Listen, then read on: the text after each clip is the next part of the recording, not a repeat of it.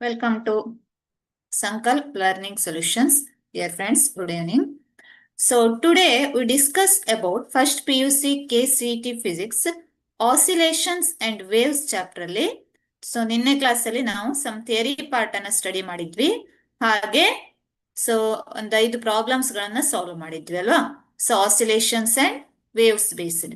So today we discuss about some more MCQs, some more multiple choice questions on waves and oscillations. Okay. So,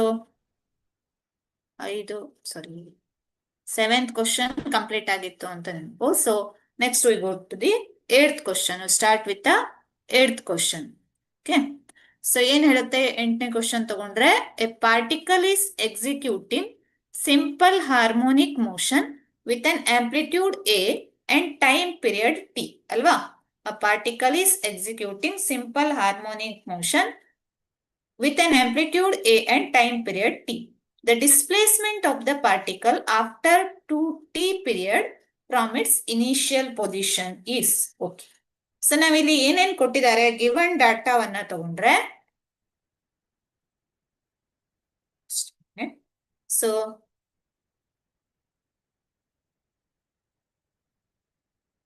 given ಡಾಟಾವನ್ನ consider ಮಾಡಿದ್ರೆ a particle is executing simple harmonic motion with an amplitude A. So amplitude of the wave is how much? It is given as amplitude is equal to A and time period is T alva. So time period ಎಷ್ಟಾಗುತ್ತೆ T ಅಂತ ಕೊಟ್ಟಿದ್ದಾರೆ symbolically. Okay. The displacement of the particle after 2t period. ಅಂದ್ರೆ ನಾವೇನನ್ನ calculate ಮಾಡಬೇಕು x or y ಯಾವ್ದಂತ ತಗೊಳ್ಬಹುದು. ಅಂದ್ರೆ displacement ಅನ್ನ ಕ್ಯಾಲ್ಕುಲೇಟ್ ಮಾಡಬೇಕು ಇಲ್ಲಿ. ಓಕೆ, ಡಿಸ್ಪ್ಲೇಸ್ಮೆಂಟ್ ಅನ್ನ ಕ್ಯಾಲ್ಕುಲೇಟ್ ಮಾಡಬೇಕು. ಸೊ ಯಾವಾಗ after time 2t period from the its initial position is ಅಂದ್ರೆ time is equal to how much 2t ಅಂತ ತಗೊಳ್ಬೇಕು ಇಲ್ಲಿ. ಓಕೆ, ಸೊ ಇಲ್ಲಿ we know that last class ಅಲ್ಲಿ ನಾನು ಹೇಳಿದ್ದೆ a particle is executing simple harmonic motion ಅಂತ ಅಂದ್ರೆ ಸಿಂಪಲ್ ಹಾರ್ಮೋನಿಕ್ ಮೋಷನ್ ಅನ್ನ ಬರೆಯೋದಕ್ಕೆ ಒಂದು ಇಕ್ವೇಶನ್ ಅನ್ನ ಸಿಂಪಲ್ ಹಾರ್ಮೋನಿಕ್ ಮೋಷನ್ ಅನ್ನ ರಿಪ್ರೆಸೆಂಟ್ ಮಾಡುವಂತ ಇಕ್ವೇಶನ್ ಏನಿದೆ y is equal to ಅಥವಾ x is equal to a sin omega t ಅಂತ ಬರೀಬಹುದು ಅಲ್ವಾ. a sin omega t. So this equation represents a simple harmonic motion. Omega t plus pi ಅಂತನೂ ಬರೀತೇವೆ. So initial phase ಇದ್ರೆ suppose phase ಇದ್ರೆ so ಅವಾಗ omega T plus pi ಅಂತ ಬರೀತೇವೆ. ಸೊ ಇಲ್ಲಿ that phase is equal to initial phase is 0. So ಹಾಗಾಗಿ X equal to A sine omega T or sometimes Y is equal to ಅಂತ ನಾವು ತಗೊಳ್ಬಹುದು. ಸೈನ್ ಫಾರ್ಮ್ ಅಲ್ಲಿ ಹೇಳಿದ್ರೆ ಹೀಗೆ y is equal to a sin omega t. ಬೇಡ y ತಗೊಳ್ಳೋಣ, a sin omega t. ಇಲ್ಲಿ ಏನನ್ನ ಕೊಟ್ಟಿದ್ದಾರೆ, ಯಾವ್ಯಾವ್ದು ವ್ಯಾಲ್ಯೂಸ್ ಗಳನ್ನ ಕೊಟ್ಟಿದ್ದಾರೆ. ಡಿಸ್ಪ್ಲೇಸ್ಮೆಂಟ್ ಅನ್ನ ನಾವು ಕ್ಯಾಲ್ಕುಲೇಟ್ ಮಾಡಬೇಕು. ಆಂಪ್ಲಿಟ್ಯೂಡ್ ಎ ಅಂತ ಕೊಟ್ಟಿದ್ದಾರೆ, ಟೈಮ್ ಪೀರಿಯಡ್ ಟಿ ಅಂತ ಕೊಟ್ಟಿದ್ದಾರೆ ಅಲ್ವಾ. So here omega is equal to we know that the omega angular frequency, ಒಮೆಗಾಗೆ ಒಂದು ಎಕ್ಸ್ಪ್ರೆಷನ್ ಇದೆ. So omega is equal to how much 2 pi by t. If t is the time period, then the angular frequency is equal to 2 pi divided by t ಅಂತ ಆಗುತ್ತೆ. Okay. So 2 pi by t. So that means y is equal to ಏನಾಯ್ತು ಈಗ, y is equal to a ಏನಿದೆ a ಅಂತಾನೆ ತಗೊಳ್ಳೋಣ, sin omega is 2 pi divided by t into small t. Time ಎಷ್ಟು ಕೊಟ್ಟಿದ್ದಾರೆ ಅವರು, that is given as 2t ಅಲ್ವಾ. So T ಮತ್ತೆ ಟಿ ಏನಾಗತ್ತೆ, ಕ್ಯಾನ್ಸಲ್ ಆಗತ್ತೆ. y is equal to ಏನ್ ಬಂತಲ್ಲಿ, y is equal to the displacement is equal to y is equal to a sin, okay, 2 pi into 2 that is equal to 4 pi. a sin 4 pi ಅಂತ ಆಯ್ತು ಅಲ್ವಾ. So sine of 4 pi ಏನಾಗತ್ತೆ, sin 0 0, sin 90 1, sin 180 again 0. Sorry. So sin 4 pi value is, so ಇದೇನಾಗತ್ತೆ sin 4 pi is equal to ಏನಾಗತ್ತೆ, always it is equal to 0 ಆಗತ್ತೆ. So sin 4 pi 0 ಆಯ್ತಂದ್ರೆ sin 4 into 180 degree, so 0 ಆಯ್ತಂದ್ರೆ y is equal to ಏನಾಗಬೇಕು, the y is equal to again 0 ಆಗಬೇಕು ಅಲ್ವಾ. So displacement y is 0 means the displacement is equal to 0 ಅಂತ ಹೇಳ್ಬೋದು. So displacement is equal to 0. In this case option D is the correct answer. So actually ಇದನ್ನ direct ಆಗಿ ಕೂಡ ನಾವು ಹೇಳ್ಬಹುದು. Suppose a particle is executing simple harmonic motion with an amplitude A and time period T. Time period ಎಷ್ಟು ಅಂತಾರೆ ಅವರು, T ಅಂತ ಹೇಳ್ತಾರೆ. Time period, what is time period? Time period ಅಂದ್ರೆ ನಾವೇನ್ ಹೇಳ್ಬೋದು, time period means it is the time required to complete one cycle ಅಲ್ವಾ. ಒಂದು ಸೈಕಲ್ ಅನ್ನ ಕಂಪ್ಲೀಟ್ ಮಾಡ್ಲಿಕ್ಕೆ, ಒಂದು ಕಂಪ್ಲೀಟ್ ಆಸಿಲೇಷನ್ ಅನ್ನ ಕಂಪ್ಲೀಟ್ ಮಾಡ್ಲಿಕ್ಕೆ, ಸೊ ಒಂದು ಆಸಿಲೇಷನ್ ಅನ್ನ ಕಂಪ್ಲೀಟ್ ಮಾಡ್ಲಿಕ್ಕೆ ಎಷ್ಟು ಟೈಮ್ ಬೇಕೋ ಅದು ಟೈಮ್ ಪೀರಿಯಡ್ ಆಗತ್ತೆ. ಸೊ ಈಗ ಒಂದು ಟೈಮ್ ಪೀರಿಯಡ್ ಅಲ್ಲಿ ಸಪೋಸ್ ಆಬ್ಜೆಕ್ಟ್ ಇಲ್ಲಿಂದ ಸ್ಟಾರ್ಟ್ ಆಗಿದೆ ಅಥವಾ ವೇವ್ ಮೋಷನ್ ಹೀಗೆ ಸ್ಟಾರ್ಟ್ ಆಗಿದೆ ಅಂದ್ರೆ ಅದನ್ನ ನಾವು ಹೇಗೆ ಬರೀತೇವೆ, ಒನ್ ಟೈಮ್ ಪೀರಿಯಡ್ ಅಂದ್ರೆ 0 to t ಇದು. Okay, so this is t/2, ಇದು t/4, 3t/4 and this is t. So again ಇನ್ನೊಂದು 2t ಪೀರಿಯಡ್ ಅಂತ ಹೇಳ್ತಾ ಇದ್ದಾರೆ. ಇಲ್ಲಿಗೆ ಒಂದು ಪೀರಿಯಡ್ ಆಯ್ತು. ನೆಕ್ಸ್ಟ್ ಅಗೇನ್ ಮತ್ತೊಂದು ಪೀರಿಯಡ್ ಅನ್ನ ಕಂಪ್ಲೀಟ್ ಮಾಡಿದ್ರೆ ಅವಾಗ ಇದು ಏನಾಗುತ್ತೆ, that is equal to displacement is ಅಂದ್ರೆ ಇದೇನಾಗತ್ತೆ 0 ಆಗತ್ತೆ ಅಲ್ವಾ. ಸೊ ಇಕ್ವಿಲಿಬ್ರಿಯಂ ಪೊಸಿಷನ್ ಅಥವಾ ರೆಸ್ಟ್ ಪೊಸಿಷನ್ ಗೆ ಬರುತ್ತೆ. ಹೀಗೂ ಹೇಳ್ಬಹುದು 2t means 2t period. Or in equation form ಅಲ್ಲಿ ತಗೊಂಡ್ರೆ ಅದನ್ನ ನಾವು ಈ ರೀತಿಯಲ್ಲಿ ಬರಿಬಹುದು, ಈ ರೀತಿಯಲ್ಲಿ ಕ್ಯಾಲ್ಕುಲೇಟ್ ಮಾಡಬಹುದು. Sine both phi is 0, so ಹಾಗಾಗಿ ಡಿಸ್ಪ್ಲೇಸ್ಮೆಂಟ್ ಈಸ್ ಈಕ್ವಲ್ ಟು 0 ಆಗತ್ತೆ. So option D is the correct answer ಆಗುತ್ತೆ. Okay, next we move to the next question. 9ನೇ ಕ್ವಶನ್ ಗೆ ಹೋದ್ರೆ, ಓಕೆ, ಸೊ ಕ್ವಶನ್ ಏನಿದೆ ಇಲ್ಲಿ, m kg weight is suspended ಅಲ್ವಾ. So m kg weight is suspended from a weightless spring and it has time period t. If now 4m kg weight is suspended from the same spring, the new time period will be. So ಇಲ್ಲಿ ನಾವು calculate ಮಾಡಬೇಕಾಗಿದ್ದು ಏನು, time period ಅನ್ನ calculate ಮಾಡಬೇಕು. Okay, initial things ಅನ್ನ ಬರೆದ್ರೆ ಏನ್ ತಗೊಂಡಿದ್ದಾರೆ ಅವರು, ಒಂದು ವೇಟ್ಲೆಸ್ ಸ್ಪ್ರಿಂಗ್ ಇದೆ. So here there is a spring, ಅಂದ್ರೆ ಸ್ಪ್ರಿಂಗಿನ weight negligible compare to the ಮಾಸಿಗೆ, ಅದಕ್ಕೆ ಅಟ್ಯಾಚ್ ಮಾಡಿದಂತ ಮಾಸಿಗೆ ಕಂಪೇರ್ ಮಾಡಿದ್ರೆ ಸ್ಪ್ರಿಂಗ್ ವೇಟ್ ಇಸ್ ನೆಗ್ಲಿಜಿಬಲ್ ಅಂತ ಹೇಳ್ಬಹುದು. ಸೊ ಏನ್ ಹೇಳ್ತಾರೆ ಅವರು, ಆ ಸ್ಪ್ರಿಂಗಿಗೆ initially m kg is connected. m kg weight is connected to spring from a weightless spring and it has time period t. So ನಮ್ಗೆ ಗೊತ್ತು, ನಾವು ಥಿಯರಿಯಲ್ಲಿ ಕಲಿತೇವೆ ಏನು, ಸೊ ಇಲ್ಲಿ ಮಾಸ್ ಅನ್ನ ಅಟ್ಯಾಚ್ ಮಾಡಿದಾಗ ಇದೇನಾಗತ್ತೆ, ಸ್ಪ್ರಿಂಗ್ ಆಸಿಲೇಟ್ ಆಗ್ಲಿಕ್ಕೆ ಸ್ಟಾರ್ಟ್ ಆಗತ್ತೆ ಅಲ್ವಾ. To and fro motion oscillation ಆಗತ್ತೆ, ಆರ್ ಸಿಂಪಲ್ ಹಾರ್ಮೋನಿಕ್ ಮೋಷನ್ ಅನ್ನ ಎಕ್ಸಿಕ್ಯೂಟ್ ಮಾಡುತ್ತೆ. ಸೊ ಈ ಕೇಸಲ್ಲಿ ಟೈಮ್ ಪೀರಿಯಡ್ ಏನಂತಾರೆ, initially time period is equal to T. Mass attached is equal to ಏನಾಗತ್ತೆ, ಮಾಸ್ ಈಸ್ ಈಕ್ವಲ್ ಟು ಎಷ್ಟು ಅಂತಾರೆ ಅವರು, m ಅಂತ ಹೇಳ್ತಾ ಇದ್ದಾರೆ. m kg mass is attached to the spring. Okay, so second ಕೇಸಲ್ಲಿ ಏನ್ ಹೇಳ್ತಾರೆ ಅವರು, ಟೈಮ್ ಪೀರಿಯಡ್ ಅನ್ನ ನಾವು ಕ್ಯಾಲ್ಕುಲೇಟ್ ಮಾಡಬೇಕು. What they are given, if ನಾವು 4m kg weight is suspended from the same spring. Same spring ಅನ್ನ ಯೂಸ್ ಮಾಡ್ತಾ ಇದ್ದೇವೆ, ಬಟ್ ಆದ್ರೆ in this case the mass suspended is equal to ಏನಾಗತ್ತೆ, m ಬದಲು ನಾವ್ ಎಷ್ಟು ಯೂಸ್ ಮಾಡ್ತಾ ಇದ್ದೇವೆ, 4m. ಸೊ ಎಷ್ಟು ಮಾಸ್ ಅನ್ನ ಸಸ್ಪೆಂಡ್ ಮಾಡ್ತಾ ಇದ್ದೇವೆ, 4m kg weight is suspended from the same spring. The new time period will be ಅಲ್ವಾ. ಸೊ ಈಗ ಟೈಮ್ ಪೀರಿಯಡ್ ಚೇಂಜ್ ಆಗತ್ತೆ, ಯಾಕಂದ್ರೆ ಚೇಂಜ್ ಆಗತ್ತ ಅಂತ ಚೆಕ್ ಮಾಡೋಣ ನಾವು. ಟಿ ಡ್ಯಾಶ್ ಅನ್ನ ಕ್ಯಾಲ್ಕುಲೇಟ್ ಮಾಡಬೇಕು. In this case mass is equal to 4m kg ಅಲ್ವಾ. ಇದನ್ನ m1 ಅಂತ ಡಿನೋಟ್ ಮಾಡೋಣ, ಇದನ್ನ m2 ಅಂತ ಡಿನೋಟ್ ಮಾಡೋಣ. ಓಕೆ, ಸೊ ಈಗ ನಾವು ಏನನ್ನ ಕ್ಯಾಲ್ಕುಲೇಟ್ ಮಾಡಬೇಕು, ಸ್ಪ್ರಿಂಗಿನ ನ್ಯೂ ಟೈಮ್ ಪೀರಿಯಡ್ ಅನ್ನ ಕ್ಯಾಲ್ಕುಲೇಟ್ ಮಾಡಬೇಕು. So in this case we require a relation. So time period of a spring. So ಸ್ಪ್ರಿಂಗಿನ ಟೈಮ್ ಪೀರಿಯಡ್ ಅನ್ನ ತಗೊಂಡ್ರೆ ಅದಕ್ಕೆ ಎಕ್ಸ್ಪ್ರೆಷನ್ ಏನಿದೆ, time period is equal to 2π into square root of m by k ಅಂತ ಬರೀಬಹುದು. Okay, 2 pi square root of m by k, that is equal to time period. Okay, so ಈಗ ನಾವು different cases ಅನ್ನ ತಗೊಳ್ಳೋಣ. First case ಅಲ್ಲಿ ಏನಾಗುತ್ತೆ, t1 is equal to 2 pi into square root of m1 by k. So same spring ಅನ್ನ use ಮಾಡ್ತಾ ಇದ್ದೇವೆ, ಹಾಗಾಗಿ ಕೆ ವ್ಯಾಲ್ಯೂ ಏನಾಗೋದಿಲ್ಲ, ಚೇಂಜ್ ಆಗೋದಿಲ್ಲ, ವೇವ್ ನಂಬರ್ ವ್ಯಾಲ್ಯೂ ಚೇಂಜ್ ಆಗೋದಿಲ್ಲ ಅಲ್ವಾ.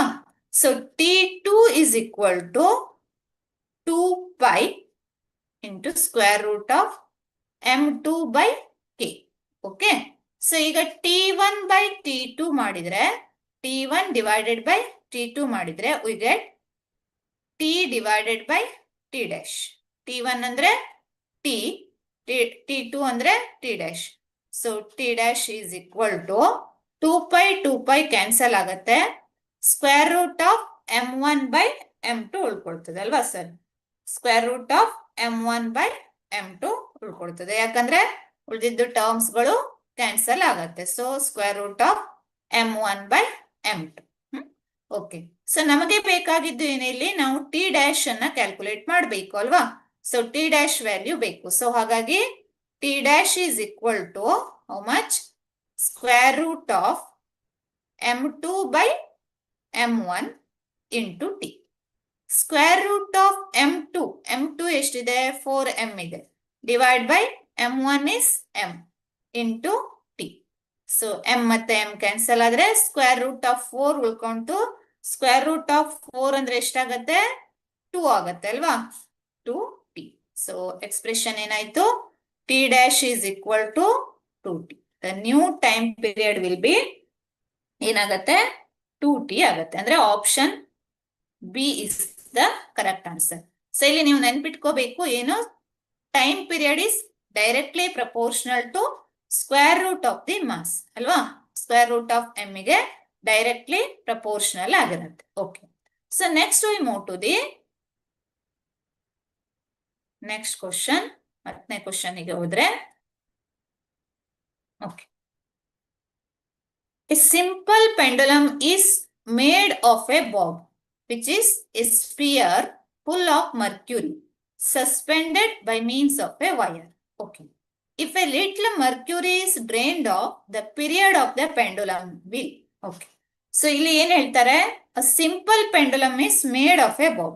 ಸೊ ಸಿಂಪಲ್ ಪೆಂಡುಲಮ್ ಅರೇಂಜ್ಮೆಂಟ್ ಅನ್ನ ನಾವು ಕನ್ಸಿಡರ್ ಮಾಡಿದ್ರೆ ಏನಾಗುತ್ತೆ ಸಿಂಪಲ್ ಪೆಂಡುಲಮ್ ಅಲ್ಲಿ, so here there is a fixed support ಅಲ್ವಾ. ಸೊ ಈ ಫಿಕ್ಸ್ಡ್ ಸಪೋರ್ಟ್ ಇಂದ ನಾವೇನ್ ಮಾಡ್ತೇವೆ, ಒಂದು ಥ್ರೆಡ್ ಅಥವಾ ಸ್ಟ್ರಿಂಗ್ ತಗೊಂಡು ಅಥವಾ ವೈರ್ ತಗೊಂಡು, ಸೊ ಏನ್ ಮಾಡಿದ್ದಾರೆ, ಒಂದು ಸ್ಮಾಲ್ ಅರೇಂಜ್ಮೆಂಟ್ ಸಿಂಪಲ್ ಪೆಂಡುಲಮ್ ಅಲ್ಲಿ ಒಂದು ಅರೇಂಜ್ಮೆಂಟ್ ಮಾಡಿದ್ದಾರೆ. So here there is a bob, ಒಂದು ಸ್ಪಿಯರ್ ಅಥವಾ ಬಾಬ್ ಇರುತ್ತೆ, which is a sphere full of mercury. So ಇದ್ರ ಒಳಗಡೆ ಏನಿದೆಪ್ಪ ಅಂದ್ರೆ ಮರ್ಕ್ಯೂರಿ ಇದೆ. Okay, so it is suspended by means of a wire, ಒಂದು ವೈರ್ ಇಂದ ಇದನ್ನ ಸಸ್ಪೆಂಡ್ ಮಾಡಿದ್ದಾರೆ. ಸೊ ಸೆಕೆಂಡ್ ಕೇಸ್ ಅಲ್ಲಿ ಏನಾಗತ್ತಂದ್ರೆ, if a little mercury is drained off, ಇಲ್ಲಿಂದ ಸ್ವಲ್ಪ ಮರ್ಕ್ಯೂರಿ ಡ್ರೈನ್ ಆಯ್ತಂದ್ರೆ the period of the pendulum will. So period of the pendulum ಏನಾಗತ್ತೆ ಅಂತ ನೋಡುವ. So actually period of the pendulum ಅನ್ನ ತಗೊಂಡ್ರೆ, the period of the pendulum is equal to directly proportional to length of the pendulum, equivalent length of the or effective length of the pendulum. Square root ಬರುತ್ತೆ ಅಲ್ಲಿ. So t is directly proportional to length ಅಂತ ಹೇಳ್ಬೋದು. Effective length ಅಂದ್ರೆ ಏನಾಗುತ್ತೆ, what is effective length ಅಂದ್ರೆ t is proportional to effective length ಆಗಿರುತ್ತೆ. Okay, so effective length of the pendulum. So ಕೆಲವೊಂದು colleges ಗಳಲ್ಲಿ ಸಿಂಪಲ್ ಪೆಂಡುಲಮ್ ಎಕ್ಸ್ಪೆರಿಮೆಂಟ್ ಅನ್ನ ಮಾಡಿದ್ರೆ ಇದ್ರ ಬಗ್ಗೆ ಐಡಿಯಾ ಬರುತ್ತೆ ನಿಮ್ಗೆ. ಸೊ ಕಾಲೇಜ್ ಥಿಯರಿ ಕ್ಲಾಸ್ಗಳಲ್ಲಿ ಪ್ರಾಕ್ಟಿಕಲ್ಸ್ ಗಳಲ್ಲಿ ಮಾಡಿರ್ತೀರಿ. ಇಫೆಕ್ಟಿವ್ ಲೆಂತ್ ಅಂದ್ರೆ, ಸೊ ನಾವು ಈ ಫಿಕ್ಸ್ಡ್ ಸಪೋರ್ಟ್ ಇಂದ ಈ ವೈರಿನ ಈ ಸೆಂಟರ್ ಆಫ್ ಮಾಸ್ ಇದೆ ಅಲ್ವಾ, ಈ ಸ್ಪಿಯರಿನ ಸೆಂಟರ್ ಆಫ್ ಮಾಸ್ ವರೆಗೆ ಇರುವಂತ ಡಿಸ್ಟೆನ್ಸ್, ಇದನ್ನ ನಾವು ಇಫೆಕ್ಟಿವ್ ಲೆಂತ್ ಅಂತ ಕರಿತೇವೆ. ಸೊ ಜನರಲಿ ಲೆಂತ್ ಅನ್ನ ಕ್ಯಾಲ್ಕುಲೇಟ್ ಮಾಡುವಾಗ ನಾವೇನ್ ಮಾಡ್ತೇವೆ ಅಂದ್ರೆ ಪ್ರಾಕ್ಟಿಕಲ್ಸ್ ಗಳಲ್ಲಿ L+R ಅಂತ ಬರೀತೇವೆ. L+R means from here to the surface of the sphere ಇರುವ ಡಿಸ್ಟೆನ್ಸ್ ಸ್ಮಾಲ್ ಎಲ್ ಅಂತ ಬರೀಬಹುದು. ಸೊ ಸ್ಪಿಯರಿನ ಸರ್ಫೇಸ್ ಇಂದ ಸೆಂಟರಿಗೆ ಇರುವಂತ ಡಿಸ್ಟೆನ್ಸ್ ರೇಡಿಯಸ್ ಆಗುತ್ತೆ. L is equal to L plus R.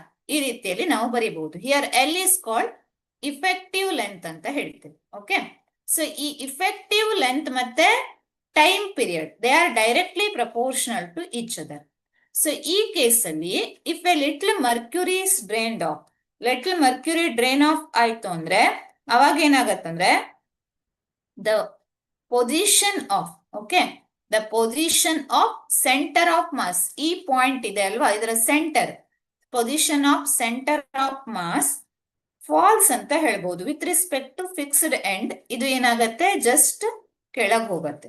ಯಾವುದು inside the sphere the centre of mass falls off with respect to the fixed end. Fixed end ಅಂದ್ರೆ ಇದು. ಸೊ ಇದಕ್ಕೆ ವಿತ್ ರೆಸ್ಪೆಕ್ಟ್ ಟು ದಿಸ್ ಈ centre of mass ಏನಾಗುತ್ತೆ ಕೆಳಗಡೆ ಬರುತ್ತೆ. So falls off ಆಗುತ್ತೆ. So ಇದು ಹೆಚ್ಚಾಯ್ತಂದ್ರೆ ಅವಾಗ ಏನಾಯ್ತು, ಲೆಂತ್ ಇನ್ಕ್ರೀಸಸ್ ಅಲ್ವಾ. ಲೆಂತ್ ಏನಾಗತ್ತೆ ಆ ಕೇಸಲ್ಲಿ ಇನ್ಕ್ರೀಸ್ ಆಗತ್ತೆ. ಸೊ ಲೆಂತ್ ಇನ್ಕ್ರೀಸ್ ಆಯ್ತಂದ್ರೆ ಆರ್ ಇನ್ಕ್ರೀಸ್ ಆಯ್ತು, length increases. So length increases means time period also increases. So T is directly proportional to L ಆಗಿದ್ದಕ್ಕೆ time period also increases. So ಹಾಗಾಗಿ the period of the pendulum will increase ಅಂತ ಹೇಳ್ಬೋದು. T is directly proportional to effective length. Effective length ಗೆ directly proportional ಆಗಿರೋದಕ್ಕೆ so when mercury drain off ಆದಾಗ effective length increase ಆಗುತ್ತೆ. Effective length increase ಆದ್ರೆ time period also increases. I hope ಈಗ ಇದು clear ಆಗಿರ್ಬಹುದು. Next we move to the next question. 11th question ಗೆ ಹೋದ್ರೆ ಏನ್ ಹೇಳುತ್ತೆ 11th question, the period of a simple pendulum of length L at a place ಅಲ್ವಾ. So length L at a place where the acceleration due to gravity is g is t. Okay, the period of a simple pendulum of the same length at a place where the acceleration due to gravity is 1.02 g would be. Okay, so question ಏನide ಇಲ್ಲಿ, the period of a simple pendulum of length L. So time period of a simple pendulum of length L, length of the pendulum is equal to L ಅಂತ ಕೊಟ್ಟಿದ್ದಾರೆ at a place where the acceleration due to gravity is g. So acceleration due to gravity is equal to ಎಷ್ಟಾಗತ್ತೆ g ಅಂತ ಹೇಳ್ತಾ ಇದ್ದಾರೆ. So time period is equal to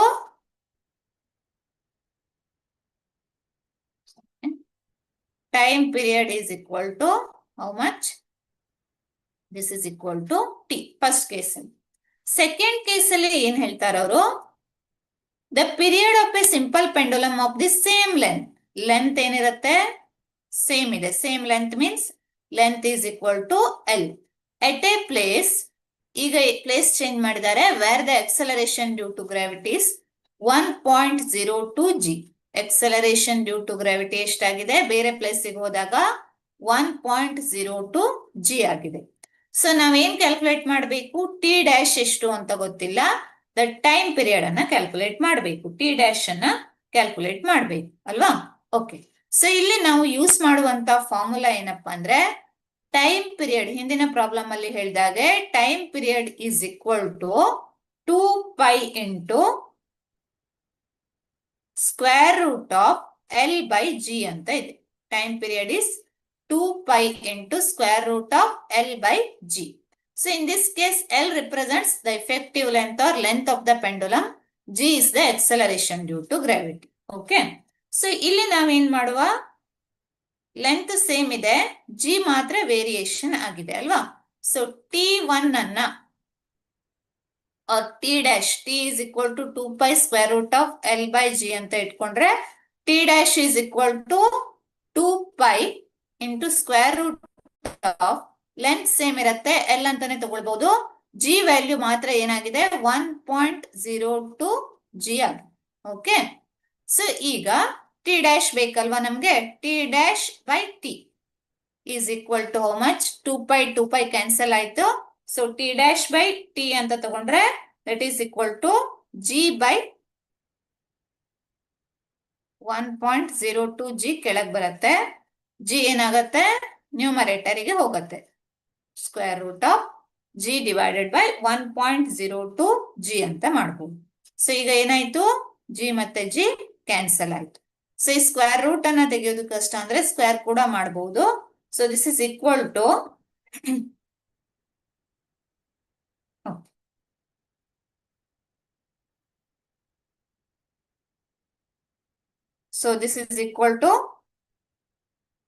just a minute. The period of a question ಏನಿದೆ, period of a simple pendulum of length ಏನ್ ಹೇಳ್ತಾರ ಅವರು, L at a place where the acceleration due to gravity is G is T ಅಂತ ಕೊಡ್ತಾ ಇದ್ದಾರೆ. The period of a simple pendulum of the same length at a place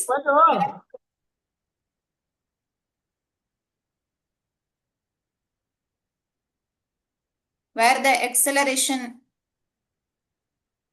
just a minute. Okay. ಲ್ಯಾಬ್ನಾಗ ಈ light ಹೋಗ್ತಾವ, ಆ ಸಣ್ಣ speaker ತರ ಇದನ್ನ connect ಮಾಡಿ ಸೌಂಡ್ ಹಚ್ಚಿಬಿಡ್ತಾನೆ. ನೋಡ ಟ್ರೈ ಮಾಡಿ. Okay. Square root of 1 by 1.02 ಅಂತ ತಗೊಳ್ಬಹುದು. Or this T dash is equal to how much? T into ನೀವು ಮಾತಾಡಂತ ಹೇಳಿಲ್ಲ. Square root of 1 by 1.02. So the answer will be here. ಇದನ್ನ ಮಾಡಿದ್ರೆ square root of 1 by 1.02 ಅಂತ ತಗೊಂಡ್ರೆ the value is 0.99 ಬರುತ್ತೆ. Okay. So the answer will be option C is the correct answer ಆಗತ್ತೆ. 0.99 T.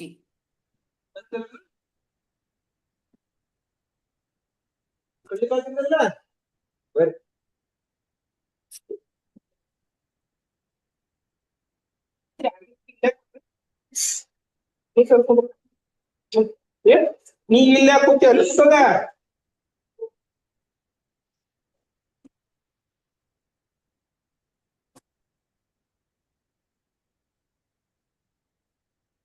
Okay, next we move to the next problem. I hope ಇದು clear ಆಗಿದೆ ಅನ್ಕೋತೇನೆ. Okay, 12th ಒಂದನ್ನ ತಗೊಂಡ್ರೆ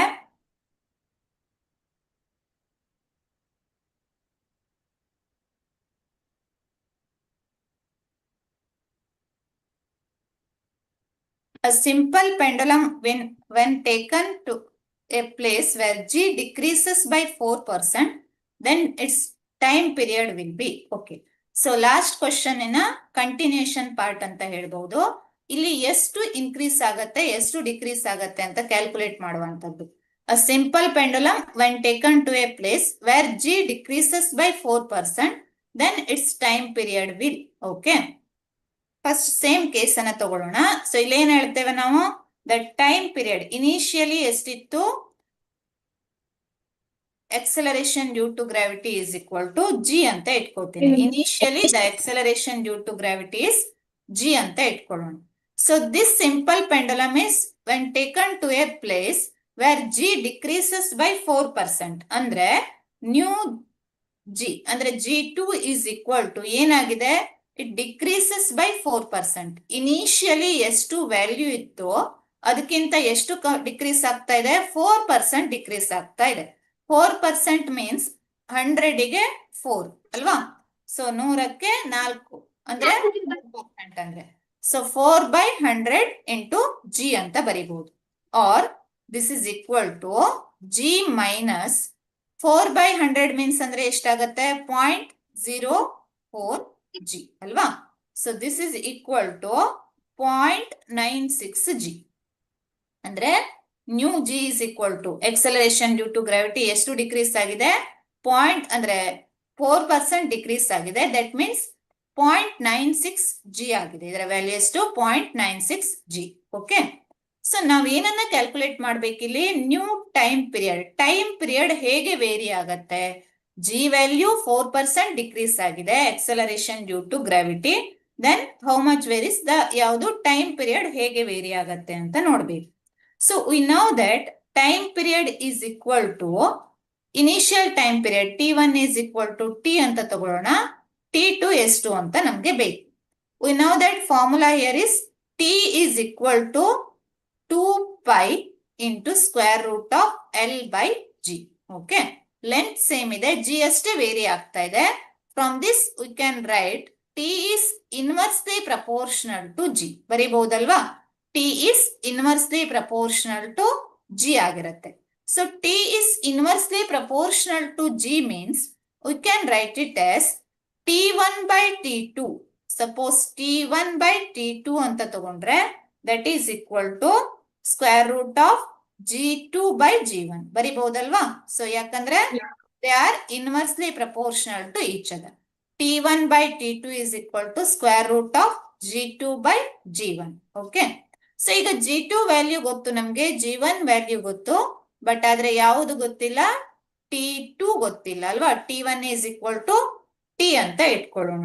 okay, so T2 is equal to, ನಾವು T2 ಅನ್ನ calculate ಮಾಡಬೇಕು. T1 into square root of G1 divided by G2. Okay. So G1 by G2. So T2 is equal to T1 into square root of G1 is how much? G ಅಂತ ತಗೊಂಡಿದ್ದೇವೆ. Divide by G2 is how much? 0.96 G. 0.96 G. G ಮತ್ತೆ G cancel ಆಗತ್ತೆ. Square root of 1 by 0.96. Sorry. Square root of 1 by 0.96 value ಅನ್ನ ತಗೊಂಡ್ರೆ this is equal to T2 is equal to T into, okay, 1 by square root of 0.96 ಅಂತ ಇದೆ. Or this is equal to, okay, so 1.02 T ಬರುತ್ತೆ. ಅಂದ್ರೆ 1 by square root of 0.96 is equal to square root of 0.96 ತಗೊಂಡ್ರೆ the value is 0.97 or 98 ಅಂತ ತಗೊಳ್ಬಹುದು. or this is equal to 1 by 0.979 ಅಂತ ಮಾಡಿದ್ರೆ that is equal to 1.02 ಬರುತ್ತೆ into T. Okay, so ಈಗ ನಮಗೆ ಏನ್ ಸಿಕ್ತು? T2 is equal to 1.02 T ಅಂತ. T2 is equal to 1.02 T. But ಆದ್ರೆ ಎಷ್ಟು ಇನ್ಕ್ರೀಸ್ ಆಗಿದೆ ಅಥವಾ ಎಷ್ಟು ಡಿಕ್ರೀಸ್ ಆಗಿದೆ ಅಂತ ಬೇಕು. ಸೊ ಇಲ್ಲಿಂದ ನಮ್ಗೆ ಏನ್ ಗೊತ್ತಾಗ್ತಾ ಇದೆ? T2 is increased ಅಲ್ವಾ? So initially T value, initially time period is equal to 1 ಇತ್ತು. ಸೊ ಇದೇನಾಗಿದೆ? 1.02 ಆಗಿದೆ, ಅಂದ್ರೆ ದಟ್ ಈಸ್ ಇನ್ಕ್ರೀಸ್ಡ್. ಸೊ ಎಷ್ಟು ಇನ್ಕ್ರೀಸ್ ಆಗಿದೆ ಅಂತ ನಾವು ಫೈಂಡ್ ಔಟ್ ಮಾಡಬೇಕು. It is increased. How much it is increased? So delta T ಅಥವಾ increase in length time period is equal to 1.02 T minus T. Final ಎಷ್ಟಾಗಿದೆ? Minus initial, that is equal to 0.02 T ಬಂತು.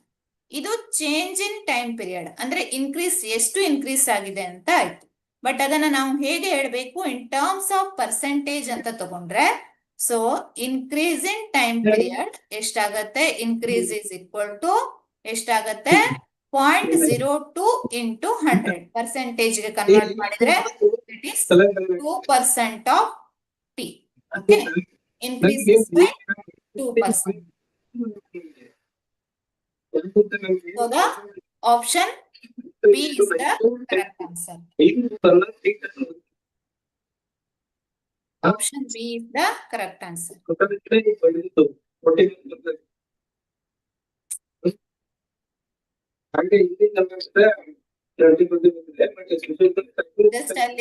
Just a minute.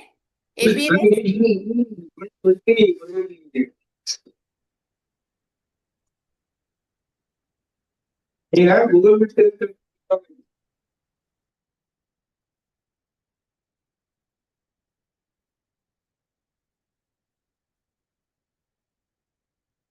Okay. So next we move to the next question. 12th question ಅನ್ನ complete ಮಾಡಿದ್ವಿ. Answer is 12th question ಗೆ answer ಯಾವುದು? Increases by 2%, ಅಲ್ವಾ? Next we move to the 13th question. If the mass of the bob is doubled, then the time period of a simple pendulum. Suppose ಏನ್ ಹೇಳ್ತಾ ಇದ್ದಾರೆ? Simple pendulum ಅಲ್ಲಿ mass ಅನ್ನ double ಮಾಡ್ತಾ ಇದ್ದಾರೆ. Mass M, initially mass of the bob ಎಷ್ಟಿತ್ತು? M ಇತ್ತು, ಅದನ್ನ 2m ಮಾಡ್ತಾ ಇದ್ದಾರೆ. ಸೊ ಈಗ ಏನಾಗತ್ತೆ? ಟೈಮ್ ಪೀರಿಯಡ್ ಹೇಗೆ ವೇರಿ ಆಗತ್ತೆ ಅಂತ ಕೇಳ್ತಾ ಇದ್ದಾರೆ. What is the new time period ಅಂತ ಇದೆ. ಸೊ ಹಾಲ್ವ್ ಆಗುತ್ತೋ, ಡಬಲ್ ಆಗುತ್ತೋ, ಬಿಕಮ್ಸ್ 8 ಟೈಮ್ಸ್ ಆಗುತ್ತೋ, ರಿಮೇನ್ಸ್ ಸೇಮ್ ಅಂತ ಅನ್ನೋದು ಕ್ವಶನ್. ಸೊ ಇಲ್ಲಿ ಆಲ್ರೆಡಿ ನಾವು 2-3 ಕ್ವಶನ್ಸ್ ಗಳನ್ನ ಸಾಲ್ವ್ ಮಾಡಿದ್ವಿ. Time period is equal to, time period of a simple pendulum is equal to 2π into square root of L/G ಅಂತ ಇದೆ, ಅಲ್ವಾ? ಸೊ ಇಲ್ಲಿ ಯಾವುದಾದ್ರೂ ಮಾಸ್ ಡಿಪೆಂಡೆಂಟ್ ಟರ್ಮ್ ಇದೆಯಾ? ಇಲ್ಲ, ಅಲ್ವಾ? So that means, so mass ಅನ್ನ 2 ಟೈಮ್ಸ್ ಮಾಡಿ, ಹಾಫ್ ಮಾಡಿ, ಆರ್ 4 ಟೈಮ್ಸ್ ಮಾಡಿ, ಏನ್ ಮಾಡಿದ್ರು ಟೈಮ್ ಪೀರಿಯಡ್ ಏನಾಗೋದಿಲ್ಲ, ಇಫೆಕ್ಟ್ ಆಗೋದಿಲ್ಲ. So that means the time period remains same. So ಚಿಕ್ಕದಾದಂತ ಬಾಬ್ ಅನ್ನ ತಗೊಳ್ಳಿ ಅಥವಾ ತುಂಬಾ ದೊಡ್ಡದಾದ ಬಾಬ್ ಅನ್ನ ತಗೊಳ್ಳಿ, ಸೊ ಮಾಸ್ ಮೇಲೆ ಇದು ಡಿಪೆಂಡ್ ಆಗಿಲ್ಲ. ಬಟ್ ಆದ್ರೆ ದಟ್ ಡಿಪೆಂಡ್ಸ್ ಆನ್ ಲೆಂತ್ ಮೇಲೆ ಡಿಪೆಂಡ್ ಆಗಿದೆ. ಬಾಬಿನ ರೇಡಿಯಸ್ ಇನ್ಕ್ರೀಸ್ ಆಗ್ತಾ ಹೋದ್ರೆ ಅದು ಏನಾಗತ್ತೆ? ಇನ್ಕ್ರೀಸ್ ಆಗ್ತಾ ಹೋಗುತ್ತೆ. ಓಕೆ, ಲೆಂತ್ ಮೇಲೆ ಡಿಪೆಂಡ್ ಆಗಿದೆ, but it does not depend on the mass of the bob. So ಹಾಗಾಗಿ it is independent of mass of the bob. Time period is, so the time period of a simple pendulum remains same ಅಂತ ಹೇಳ್ಬೋದು. Okay, next we move to the next question. This is a direct question, 13th one. Next we move to the 14th question. So 14ನೇ question ಅನ್ನ ತಗೊಂಡ್ರೆ ಅದೇನ್ ಹೇಳತ್ತೆ? The potential energy of a simple pendulum. Potential energy of a simple pendulum is maximum when it is, ಯಾವಾಗ ಇದು maximum ಆಗತ್ತೆ ಅನ್ನೋದು question. Simple pendulum ಏನಾಗಿರುತ್ತೆ? Simple pendulum ಅನ್ನ ತಗೊಂಡ್ರೆ ಆಲ್ರೆಡಿ ನಾನು ಡ್ರಾ ಮಾಡಿದ್ದೇನೆ ಬಹಳಷ್ಟು ಸಾರಿ. So here there is a fixed support, here there is a one long length ಇರುತ್ತೆ. ಸೊ ಇಲ್ಲಿ ಒಂದು ಪೆಂಡುಲಮ್ ಬಾಬ್ ಇರುತ್ತೆ, ಅಲ್ವಾ? ಸೊ ಇದನ್ನ ಈಕ್ವಿಲಿಬ್ರಿಯಂ ಪೊಸಿಷನ್ ಅಥವಾ ರೆಸ್ಟ್ ಪೊಸಿಷನ್ ಅಂತ ತಗೊಳ್ಬಹುದು. ಈ ಪೊಸಿಷನ್ ಅನ್ನ equilibrium or rest position. So here ನಾವು ಇದನ್ನ ಜಸ್ಟ್ ಅ ಫೋರ್ಸ್ ಅನ್ನ ಅಪ್ಲೈ ಮಾಡಿದಾಗ ಇದು ಏನಾಗತ್ತೆ? ಆಸಿಲೇಟ್ ಆಗಲಿಕ್ಕೆ ಸ್ಟಾರ್ಟ್ ಆಗತ್ತೆ. ಸೊ ಆಸಿಲೇಷನ್ ಹೇಗಾಗತ್ತೆ? ಈ ರೀತಿಯಲ್ಲಿ ಆಸಿಲೇಷನ್ ಆಗತ್ತೆ, ಅಲ್ವಾ? ಸೊ ಇಲ್ಲೊಂದು ಎಕ್ಸ್ಟ್ರೀಮ್ ಪೊಸಿಷನ್ ಗೆ ಬಂತು ಪೆಂಡುಲಮ್. ನೆಕ್ಸ್ಟ್ ಏನಾಯ್ತು? Again it comes to the equilibrium position. ಇನ್ನೊಂದು ಸೈಡ್ ಅಲ್ಲಿ ಆಸಿಲೇಷನ್ ಆಗತ್ತೆ. ಈ ಕಡೆ ಬಂದಾಗ ಆ ರೀತಿಯಲ್ಲಿ ಆಸಿಲೇಷನ್ ಆಗುತ್ತೆ. ಸೊ ಇದು ಈಕ್ವಿಲಿಬ್ರಿಯಂ ಪೊಸಿಷನ್ ಆದ್ರೆ ಇದು ಒಂದು ಎಕ್ಸ್ಟ್ರೀಮ್ ಪೊಸಿಷನ್. ಅಥವಾ ಈ ಪಾಯಿಂಟ್ ಗೆ ಬಂದಾಗ ಏನಾಗತ್ತೆ? ಎಕ್ಸ್ಟ್ರೀಮ್ ಪೊಸಿಷನ್ ಅಥವಾ ಈ ಪಾಯಿಂಟ್ ಗೆ ಬಂದಾಗ ಪೆಂಡುಲಮ್ ಬಾಬ್ ಏನಾಗುತ್ತೆ? ಟರ್ನ್ ಆಗತ್ತೆ, ಅಂದ್ರೆ ಮತ್ತೆ ಬ್ಯಾಕ್ವರ್ಡ್ ಡೈರೆಕ್ಷನ್ ಅಲ್ಲಿ. ಸೊ ಹೀಗೆ ಹೋಗ್ತಾ ಇರುವಂತ ಬಾಬ್ ಏನಾಗತ್ತೆ? ವಾಪಸ್ ಬರುತ್ತೆ. ಅಂದ್ರೆ ಟರ್ನಿಂಗ್ ಪಾಯಿಂಟ್ ಅಂದ್ರೆ ದಿಸ್ ಪಾಯಿಂಟ್ ಅಂತ ತಗೊಳ್ಬಹುದು, ಅಥವಾ ದಿಸ್ ಪಾಯಿಂಟ್. ಈ ಪಾಯಿಂಟ್ ಗೆ ಬಂದಾಗ್ಲೂ ಅಷ್ಟೇ ಅದು ಏನಾಗತ್ತೆ? ಮತ್ತೆ ಬ್ಯಾಕ್ವರ್ಡ್ ಡೈರೆಕ್ಷನ್ ಅಲ್ಲಿ ಹೋಗುತ್ತೆ. ಸೊ ಹಾಗಾಗಿ ಈ ಪೊಸಿಷನ್ ಗಳನ್ನ ಎಕ್ಸ್ಟ್ರೀಮ್ ಪೊಸಿಷನ್ ಅಂತ ಮೆನ್ಷನ್ ಮಾಡ್ತೇವೆ, ಅಥವಾ ಟರ್ನಿಂಗ್ ಪಾಯಿಂಟ್ ಅಂತ ಕರಿತೇವೆ. ಈಕ್ವಿಲಿಬ್ರಿಯಂ ಅಂದ್ರೆ this position in between the above 2 cases. Okay, so ಇವೆರಡರ ಬಿಟ್ವೀನ್ ಅಂತ ಹೇಳ್ತಾರೆ. At any point on SHM, simple harmonic motion ಅಲ್ಲಿ ಯಾವುದಾದ್ರೂ ಒಂದು ಪಾಯಿಂಟ್ ಅನ್ನ ಕನ್ಸಿಡರ್ ಮಾಡ್ತಾ ಇದ್ದೀವಿ. ಸೊ ಇವು 4 ಕೇಸ್ಗಳಲ್ಲಿ ಎಲ್ಲಿ potential energy is maximum? Potential energy ಯಾವಾಗ ಮ್ಯಾಕ್ಸಿಮಮ್ ಆಗತ್ತೆ ಅನ್ನೋದು ಕ್ವಶನ್. ಪೊಟೆನ್ಶಿಯಲ್ ಎನರ್ಜಿ ಯಾಕೆ ಬರುತ್ತೆ?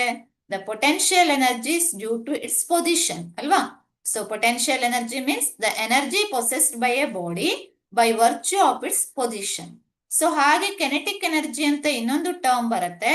ಕೆನೆಟಿಕ್ ಎನರ್ಜಿ ಮೀನ್ಸ್ ಅದು ಬರೋದು ಯಾಕೆ? The kinetic energy is the energy possessed by a body by virtue of its motion. So movement ಇಂದ ಬರುವಂತದ್ದು, ಅಂದ್ರೆ ಮೋಷನ್ ಅಂದ್ರೆ ವೆಲಾಸಿಟಿ ಇರುವುದರಿಂದ ಬರುವಂತದ್ದು ಕೆನೆಟಿಕ್ ಎನರ್ಜಿ. ಓಕೆ, ಸೊ ಈಗ ಒಂದು ಆಬ್ಜೆಕ್ಟ್ ಇಲ್ಲಿಂದ ಸ್ಟಾರ್ಟ್ ಮಾಡ್ತಂದ್ರೆ, ಪೆಂಡುಲಮ್ ಬಾಬು ಹೀಗೆ ಮೂವ್ ಆಗ್ಲಿಕ್ಕೆ ಸ್ಟಾರ್ಟ್ ಮಾಡ್ತಂದ್ರೆ ಇದು ಎಟ್ ಈ ಪಾಯಿಂಟ್ ಗೆ ಬಂದಾಗ ಅದು ಏನಾಗತ್ತೆ? ಟರ್ನಿಂಗ್ ಪಾಯಿಂಟ್ ಆಗತ್ತೆ. ಈ ಪಾಯಿಂಟ್ ಅಲ್ಲಿ ಬಂದಾಗ ಅದೇನಾಯ್ತು? ಟರ್ನಿಂಗ್ ಪಾಯಿಂಟ್ ಆಗತ್ತೆ. ಸೊ ಟರ್ನಿಂಗ್ ಪಾಯಿಂಟ್ ಆಯ್ತಂದ್ರೆ ವೆಲಾಸಿಟಿ ಈ ಪಾಯಿಂಟ್ ಅಲ್ಲಿ ರೆಸ್ಟಿಗೆ ಬಂದಾಗ ವೆಲಾಸಿಟಿ ಈಸ್ ಈಕ್ವಲ್ ಟು ಏನಾಯ್ತು? 0 ಆಯ್ತು. ಓಕೆ, ಸೊ ಈ ಪಾಯಿಂಟ್ಗೆ ಬಂದಾಗ ವೆಲಾಸಿಟಿ ಈಸ್ ಈಕ್ವಲ್ ಟು 0 ಆಯ್ತು. So velocity 0 means kinetic energy is equal to 0. So kinetic energy 0 means potential energy ಏನಾಗ್ಬೇಕು ಅವಾಗ ಮ್ಯಾಕ್ಸಿಮಮ್ ಆಗ್ಬೇಕು ಅಲ್ವಾ? ಯಾಕಂದ್ರೆ in a simple pendulum energy of a simple pendulum is equal to total energy of simple pendulum is equal to U plus K ಅಂತ ಬರೀತೇವೆ. K minimum ಆಯ್ತಂದ್ರೆ energy of a simple pendulum is constant. So K 0 ಆಯ್ತಂದ್ರೆ potential energies maximum ಆಗತ್ತೆ. So ಈ point ಅಲ್ಲಿ K is equal to 0. ಯಾಕೆ ಅಂದ್ರೆ velocity is 0, that means K is 0. So ಹಾಗಾಗಿ potential energies maximum.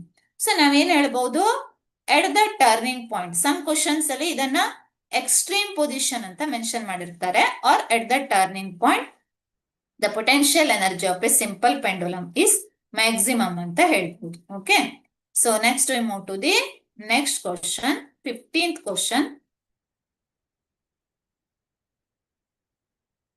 The displacement of a particle executing SHM. The displacement of a particle executing SHM is given by x equal to 0.01 sin 100 pi t plus 0.05 ಅಂತ ಇದೆ ಅಲ್ವಾ? So question ಅನ್ನ first correct ಆಗಿ ನೋಡಿದ್ರೆ, so ಏನ್ ಕೊಡ್ತಾರೆ, displacement of A particle executing simple harmonic motion x equal to 0.01 sin 100 pi into t plus 0.05. Okay, so ಈ equation ಅನ್ನ ನಾವು ಹೇಗೆ ಬರೆಯೋಣ ಅಂದ್ರೆ, x equal to, we can write it as x equal to 0.01 sin 100 pi t plus 100 pi into 0.05 ಇಲ್ವಾ? So 100 pi into 0.05 ಅಂತ ಬರೀಬಹುದು. Okay, so in this case the equation is x equal to 0.01 sin ಏನಾಯ್ತು 100 pi into t plus, so ಇದನ್ನೇನ್ multiply ಮಾಡಬೇಕು ಅಂತಿಲ್ಲ, this is 100 pi into 0.05. Okay, so ಈ equation ಅನ್ನ ನಾವು ಇನ್ನೊಂದು ಇಕ್ವೇಶನ್ ಅಂದ್ರೆ ಸ್ಟ್ಯಾಂಡರ್ಡ್ ಇಕ್ವೇಶನ್ ಜೊತೆ ಕಂಪೇರ್ ಮಾಡಬಹುದು. So standard equation for simple harmonic motion ಏನಿದೆ, x equal to a sin omega t plus pi ಅಲ್ವಾ? x equal to ಹೇಗ್ ಬರೀಬಹುದು, a sin omega t plus pi, a sin omega t plus pi. Okay, so ಇವೆರಡು equation ಅನ್ನ compare ಮಾಡಿದ್ರೆ ಇಲ್ಲಿ ಏನಾಗುತ್ತೆ, omega is equal to how much, omega is equal to 100 pi ಅಂತ ಬರಿಬಹುದಲ್ವಾ? Omega is 100 pi. Okay, so ನಾವು ಏನನ್ನ calculate ಮಾಡ್ಬೇಕಿಲ್ಲಿ, ಟೈಮ್ ಪೀರಿಯಡ್ ಅನ್ನ ಕ್ಯಾಲ್ಕುಲೇಟ್ ಮಾಡಿ ಅಂತ ಕೇಳಿದೆ. So time period of a simple pendulum is equal to, there is an equation relation for time period and angular frequency. t ಮತ್ತೆ ಒಮೆಗಾವನ್ನ relate ಮಾಡುವಂತ ಒಂದು ರಿಲೇಷನ್ ಇದೆ. t is equal to 2 pi by omega ಅಂತ ಬರೀತೇವೆ. Okay, so t is time period ಬೇಕಲ್ವಾ, 2 pi divided by 100 pi. omega is how much, 100 pi. pi ಮತ್ತೆ pi cancel ಆಯ್ತು. So 1 divide by 50 ಅಂತ ಬಂತು. So this is equal to 1 by 50 means this is equal to 0.02 seconds. Right? So time period is equal to how much, 0.02 seconds. So ಅಂದ್ರೆ 15ನೇ question ಗೆ option B is the correct answer ಆಗತ್ತೆ. Okay, I hope ಇದು clear ಆಗಿದೆ ಅನ್ಕೋತೇನೆ. Just ಇಲ್ಲಿ ನಮ್ಗೆ ಈ chapters ಗಳಲ್ಲಿ ಏನು ಇಂಪಾರ್ಟೆಂಟ್ ಆಗತ್ತೆ ಅಂದ್ರೆ, ಸೊ ಇದನ್ನ ಸ್ಟ್ಯಾಂಡರ್ಡ್ ಇಕ್ವೇಶನ್ ಜೊತೆ ಹೇಗೆ ಕಂಪೇರ್ ಮಾಡ್ತೀವಿ ನಾವು, ಅದು ತುಂಬಾ ಕೌಂಟ್ ಆಗತ್ತೆ. ಸೊ ಸ್ಟ್ಯಾಂಡರ್ಡ್ ಇಕ್ವೇಶನ್ ಯಾವ ಫಾರ್ಮ್ ಅಲ್ಲಿ ಇದೆಯೋ ಅದೇ ಫಾರ್ಮ್ ಅಲ್ಲಿ ನಾವು ಕೊಟ್ಟಿರುವಂತ ಇಕ್ವೇಶನ್ ಅನ್ನ ಬರೆಯುವಂತದ್ದು. Okay, next we move to the next question.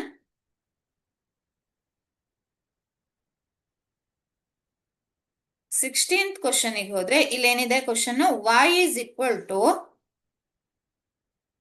the equation of a sound wave is y is equal to 0.0015 sine 62.8x plus 314t. So ಇಲ್ಲೇನ್ ಬರೀತೇವೆ ಅಂದ್ರೆ ಇದು ಪ್ರೋಗ್ರೆಸಿವ್ ವೇವ್ ಅಂದ್ರೆ equation of a sound wave, ಲಾಂಜಿಟ್ಯೂಡ್ನಲ್ ವೇವಿನ equation ಅನ್ನ ಬರೀತಾ ಇದ್ದಾರೆ. So this is this form. So it's wavelength will be, ನಾವೇನನ್ನ ಕ್ಯಾಲ್ಕುಲೇಟ್ ಮಾಡಬೇಕು, ವೇವ್ ಲೆಂತ್ ಅನ್ನ ಕ್ಯಾಲ್ಕುಲೇಟ್ ಮಾಡಬೇಕು. ಸೊ ಈ ಕೇಸಲ್ಲಿ ನಾವು ಸ್ಟ್ಯಾಂಡರ್ಡ್ ಇಕ್ವೇಶನ್ ಅನ್ನ ಹೇಗೆ ಬರೀಬಹುದು ಅಂದ್ರೆ ಥಿಯರಿಯಲ್ಲಿ ನೋಡ್ತೇವೆ. ಸೊ ಸ್ಟ್ಯಾಂಡರ್ಡ್ ಇಕ್ವೇಶನ್ ಪ್ರೋಗ್ರೆಸಿವ್ ಇಂದು y is equal to a sin, so here that is equal to a sin kx minus omega t. equation ಏನಾಗುತ್ತೆ kx minus omega t plus pi ಅಂತ ಇದೆ, ಫೇಸ್ ಡಿಫರೆನ್ಸ್ ಇದ್ರೆ. So ಈ ಕೇಸಲ್ಲಿ ಏನ್ ಬರಿಬೇಕಂತಿಲ್ಲ ಅದು. So omega T ಅಷ್ಟೇ ಇದೆ. So kx minus omega t ಇದು ಸ್ಟ್ಯಾಂಡರ್ಡ್ ಇಕ್ವೇಶನ್. ಸೊ ಈಗ ಸ್ಟ್ಯಾಂಡರ್ಡ್ ಇಕ್ವೇಶನ್ ಜೊತೆ ಕಂಪೇರ್ ಮಾಡಿದ್ರೆ ಇಲ್ಲೇನಾಯ್ತು, k is equal to how much here 62.8 ಆಯ್ತು ಅಲ್ವಾ. k is equal to 62.8 units ಆಯ್ತು. k ಅಂದ್ರೆ ಏನನ್ನ ರಿಪ್ರೆಸೆಂಟ್ ಮಾಡುತ್ತೆ, what is k here? So k means k ಅನ್ನ ಏನಂತ ಕರಿತೇವೆ ನಾವು, ವೇವ್ ನಂಬರ್ ಅಂತ ಕರಿತೇವೆ. k is called wave number. So wave number is equal to k is equal to 62.8 ಅಂತ ಬಂದಿದೆ. ಸೊ ಈ ಕೆ ಮತ್ತೆ ವೇವ್ ನಂಬರ್ ಮತ್ತೆ ವೇವ್ ಲೆಂತ್ ಅನ್ನ ಕನೆಕ್ಟ್ ಮಾಡುವಂತ ಒಂದು ರಿಲೇಶನ್ ಇದೆ. So this k is equal to 2π by lambda. K is equal to how much? 2π by lambda. Okay, where lambda is the wavelength. Wavelength ಅಂದ್ರೆ ಗೊತ್ತು ನಿಮ್ಗೆ, ವೇವ್ ಅಲ್ಲಿ the distance between two consecutive crests or troughs ಅಂತ ಕರೀತೇವೆ. So ಅದನ್ನ wave distance, wave length ಅಂತ ತಗೊಳ್ತೇವೆ. So 2π by lambda, wave number is equal to 2π divided by lambda. Okay. So ಈಗ k value ಅನ್ನ substitute ಮಾಡೋಣ. 62.8 is equal to 2π by lambda ಅಲ್ವಾ. So lambda is equal to 2π divided by 62.8. So 2π means 2 into 3.14 divided by 62.8. So lambda is equal to 2 into 3.14 means it is 6.28. This is 6.28 divided by 62.8 ಅಲ್ವಾ. So this is equal to how much? 62.8 ಅಂತ ಮಾಡಿದ್ರೆ 10 raised to minus 1 ಹಾಕಬೇಕು. So 0.1 ಅಂತ ಬರ್ತದೆ. 0.1 units ಅಥವಾ metre, ಇಲ್ಲಿ ಕೊಟ್ಟಿಲ್ಲ ಕೇದ್ unit ಅನ್ನ. ಸೊ ಹಾಗಾಗಿ 0.1 ಯೂನಿಟ್ ಅಂತ ಬನ್ನಿ. ಸೊ ಯಾವುದು correct option? Option C is the correct answer. So ಇಲ್ಲಿ ನಿಮ್ಗೆ ಗೊತ್ತಿರಬೇಕಾಗಿದ್ದು ಏನು, ಕೆ ಮತ್ತೆ wave number and lambda relation, wavelength relation ಗೊತ್ತಿರಬೇಕು, wave number and wavelength. Okay, so next I move to the next question. 17th one. Velocity of sound in air. Velocity of sound in air is faster in dry air than in moisture, directly proportional to pressure, directly proportional to temperature, independent of pressure of air ಅಂತ ಹೇಳ್ತಾರೆ ಇಲ್ಲಿ. So velocity of sound in air is given by, ಅದಕ್ಕೊಂದು formula ಇದೆ. So this velocity of sound in air is equal to square root of b by rho ಅಂತ ಬರೀತೀವಿ. Okay, where b by rho ಅಂತ ಬರೀಬಹುದು, ಕೆಲವೊಂದ್ ಸರಿ k by rho ಅಂತಾನು ಬರೀಬಹುದು. That is equal to k by rho. So here b or k represents bulk modulus ಅನ್ನ represent ಮಾಡುತ್ತೆ. That represents bulk modulus, okay, of the material, and rho represents the density. Density ಅನ್ನ represent ಮಾಡುತ್ತೆ. Density ಅನ್ನ represent ಮಾಡುವಂತದ್ದು, ಮೀಡಿಯಂನ ಡೆನ್ಸಿಟಿಯನ್ನ represent ಮಾಡುತ್ತೆ. Okay, so ಇಲ್ಲಿಂದ ಈ ಫಾರ್ಮುಲಾದಿಂದ ನಮ್ಗೆ ಏನ್ ಗೊತ್ತಾಗತ್ತೆ ಅಂದ್ರೆ, so velocity of sound in air, it does not depend on ಯಾವುದು, ಡೈರೆಕ್ಟ್ಲಿ ಪ್ರಪೋರ್ಷನಲ್ ಟು ಟೆಂಪರೇಚರ್ ಅನ್ನೋದು ಆನ್ಸರ್ ಆಗೋದಿಲ್ಲ, ಡೈರೆಕ್ಟ್ಲಿ ಪ್ರಪೋರ್ಷನಲ್ ಟು ಪ್ರೆಷರ್ ಅನ್ನೋದು ಕೂಡ ಆನ್ಸರ್ ಆಗಲ್ಲ. It is independent of pressure of air. ಹಾಗೆ ಇನ್ನೊಂದು ಕ್ವಶನ್ ಏನಿದೆ, ಇನ್ನೊಂದು ಆಪ್ಷನ್ ಏನಿದೆ, faster in dry air then in moist air. So ಇವೆರಡರಲ್ಲಿ ನಾವು ಒಂದು ಆಪ್ಷನ್ ಅನ್ನ ಚೂಸ್ ಮಾಡಬೇಕು. ಸೊ ಒಂದು independent of pressure of air, so ಇನ್ನೊಂದು faster in dry air then in moist air. ಇದು ಕರೆಕ್ಟ್ ಆಗತ್ತಾ ಅಂತ ಚೆಕ್ ಮಾಡೋದು. Okay, so faster in dry air then in moist air means, so moist air ಅಲ್ಲಿ water particles ಬಂತು ಅಲ್ವಾ, dry air ಅಲ್ಲಿ water particles ಇರೋದಿಲ್ಲ. ಸೊ ಇನ್ ಮಾಯ್ಸ್ಟ್ ಏರ್ ಏನಾಯ್ತು, ವಾಟರ್ ಪಾರ್ಟಿಕಲ್ಸ್ ಬಂತು ಅಂತಂದಾಗ ಸೊ ಅಲ್ಲಿ ಏನಾಗುತ್ತೆ, ಡೆನ್ಸಿಟಿ ಏನಾಗ್ತದೆ, ಮಾಯ್ಸ್ಟ್ ಏರ್ ಅಲ್ಲಿ ಡೆನ್ಸಿಟಿ ಡಿಕ್ರೀಸಸ್. ಡೆನ್ಸಿಟಿ ಡಿಕ್ರೀಸ್ ಆಯ್ತು ಅಂದ್ರೆ density is inversely proportional to velocity of sound. Density decrease ಆಯ್ತಂದ್ರೆ ವೆಲಾಸಿಟಿ ಏನಾಗಬೇಕು, ಇನ್ಕ್ರೀಸ್ ಆಗ್ಬೇಕು. ಸೊ ದಟ್ ಮೀನ್ಸ್ ಯಾವುದ್ರಲ್ಲಿ ಫಾಸ್ಟ್ ಆಗ್ಬೇಕು, ಮಾಯ್ಸ್ಟ್ ಏರ್ ಅಲ್ಲಿ ಫಾಸ್ಟ್ ಆಗ್ಬೇಕು ಅಲ್ವಾ. ಸೊ ವೆಲಾಸಿಟಿ ಇನ್ಕ್ರೀಸ್ ಆಗ್ಬೇಕು. ಬಟ್ ಇಲ್ಲಿ ಏನ್ ಕೊಟ್ಟಿದ್ದಾರೆ, faster in dry air then in moist air ಅಂತ ಕೊಟ್ಟಿದ್ದಾರೆ. ಸೊ ಹಾಗಾಗಿ ಈ ಆಪ್ಷನ್ ರಾಂಗ್ ಆಗುತ್ತೆ. ಉಳಿದಿರುವಂತ ಆಪ್ಷನ್ ಯಾವುದು, independent of pressure of air. Velocity of sound in air is independent of pressure of air ಅಂತ ತಗೊಳ್ಬಹುದು. Okay, so next we move to the next question, 18th question. 18ನೇ question ಗೆ ಹೋದ್ರೆ, the wave velocity if the radar gives 54 waves per minute and wavelength of the given wire is 10 meter is. Okay, ನಾವು ಏನನ್ನ calculate ಮಾಡ್ಬೇಕಿಲ್ಲಿ, wave ವೆಲಾಸಿಟಿಯನ್ನ calculate ಮಾಡ್ಬೇಕು. So wave ವೆಲಾಸಿಟಿಯನ್ನ calculate ಮಾಡಬೇಕು. ವೇವ್ ವೆಲಾಸಿಟಿಯನ್ನ ವಿ ಅಂತ ಡಿನೋಟ್ ಮಾಡ್ಕೊಳ್ಳೋಣ ನಾವಿಲ್ಲಿ. The wave velocity is equal to V ಅಂತ ಡಿನೋಟ್ ಮಾಡ್ತೇನೆ, ಆಯ್ತಾ. ಸೊ ಏನ್ ಕೊಟ್ಟಿದ್ದಾರೆ, if the radar gives 54 waves per minute ಅಲ್ವಾ, 54 ವೇವ್ಸ್ ಪರ್ ಮಿನಿಟ್ ಅಂತ ಕೊಟ್ಟಿದ್ದಾರೆ. ಸೊ ವೇವ್ಸ್ ಪರ್ ಮಿನಿಟ್ ಅನ್ನೋದು ಏನಾಗತ್ತೆ, number of waves per second or number of waves per minute ಅನ್ನೋದು ಏನನ್ನ ಕೊಡುತ್ತೆ, ಫ್ರೀಕ್ವೆನ್ಸಿಯನ್ನ ಕೊಡುತ್ತೆ ಅಲ್ವಾ. ಸೊ ಫ್ರೀಕ್ವೆನ್ಸಿ ಡೆಫಿನೇಷನ್ ಇಂದನೇ ಹೇಳ್ಬೋದು, frequency is the number of cycles per second ಅಂತ ಹೇಳ್ತೇವೆ. ಸೊ ಇವರು frequency is equal to f ಅಂತ ಡಿನೋಟ್ ಮಾಡಬಹುದು. So this f is equal to, ಅಥವಾ ಕೆಲವೊಮ್ಮೆ ನ್ಯೂ ಅಂತಾನು ಡಿನೋಟ್ ಮಾಡ್ತಾರೆ ಕೆಲವೊಂದು ಟೆಕ್ಸ್ಟ್ ಬುಕ್ ಗಳಲ್ಲಿ. ಸೊ ಎಫ್ ಆರ್ ನ್ಯೂ ಅಂತ ಯೂಸ್ ಮಾಡಬಹುದು. This is equal to 54 waves per minute ಅಂತ ಹೇಳ್ತಾ ಇದ್ದಾರೆ. 54 ವೇವ್ಸ್ ಪರ್ ಮಿನಿಟ್ ಅಂದ್ರೆ ಅದರ ಅರ್ಥ 54 ನಾವು ಅದನ್ನ ಏನ್ ಮಾಡ್ಬೇಕು, ಸೆಕೆಂಡ್ಸ್ ಗೆ ಕನ್ವರ್ಟ್ ಮಾಡ್ಬೇಕು. So 54 by 60. So that is equal to 54 by 60 means 9 by 10 ಆಯ್ತು ಅಲ್ವಾ.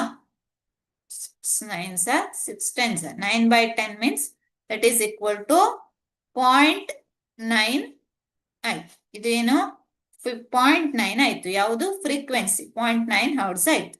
ಓಕೆ, ಸೊ ಇನ್ನೇನ್ ಕ್ಯಾಲ್ಕುಲೇಟ್ ಮಾಡಬೇಕು, wavelength of the given wave in 10 wave is 10 meter. Again ಏನ್ ಕೊಟ್ಟಿದ್ದಾರೆ, wavelength is given, frequency ಕೊಟ್ಟಿದ್ದಾರೆ, wavelength ಕೊಟ್ಟಿದ್ದಾರೆ. Wavelength is equal to, so wavelength is equal to lambda ಅಂತ denote ಮಾಡಬಹುದು. This is equal to 10 meters. Okay, so ನಮ್ಗೆ ಬೇಕಾಗಿದ್ದು velocity, wave velocity ಬೇಕು.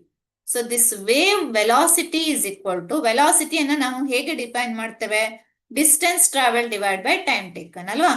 Distance divided by time ವೆಲಾಸಿಟಿಯನ್ನ define ಮಾಡುವಾಗ, rate of change of displacement ಅಥವಾ magnitude ಅನ್ನ ತಗೊಂಡಾಗ ಡಿಸ್ಟೆನ್ಸ್ ಡಿವೈಡೆಡ್ ಬೈ ಟೈಮ್ ಅಂತ ಬರೀತೇವೆ.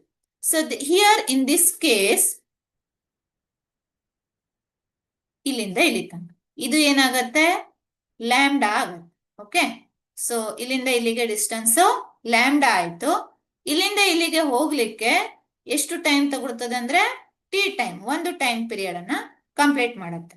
So suppose distance travelled is lambda, wavelength ಆದ್ರೆ ಟೈಮ್ ಪೀರಿಯಡ್ ಏನಾಗುತ್ತೆ, time is equal to time period ಆಗುತ್ತೆ. So V is equal to lambda by T ಅಂತ ಬರೀಬಹುದು. Or this v is equal to lambda into 1 by t.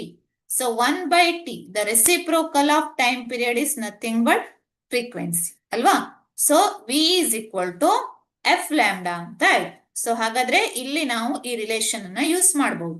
ಯಾಕಂದ್ರೆ lambda is given, ಇನ್ನೇನ್ ಕೊಟ್ಟಿದ್ದಾರೆ, frequency given, calculate V ಅಂತ ಕೊಟ್ಟಿದ್ದಾರೆ. So V is equal to F lambda.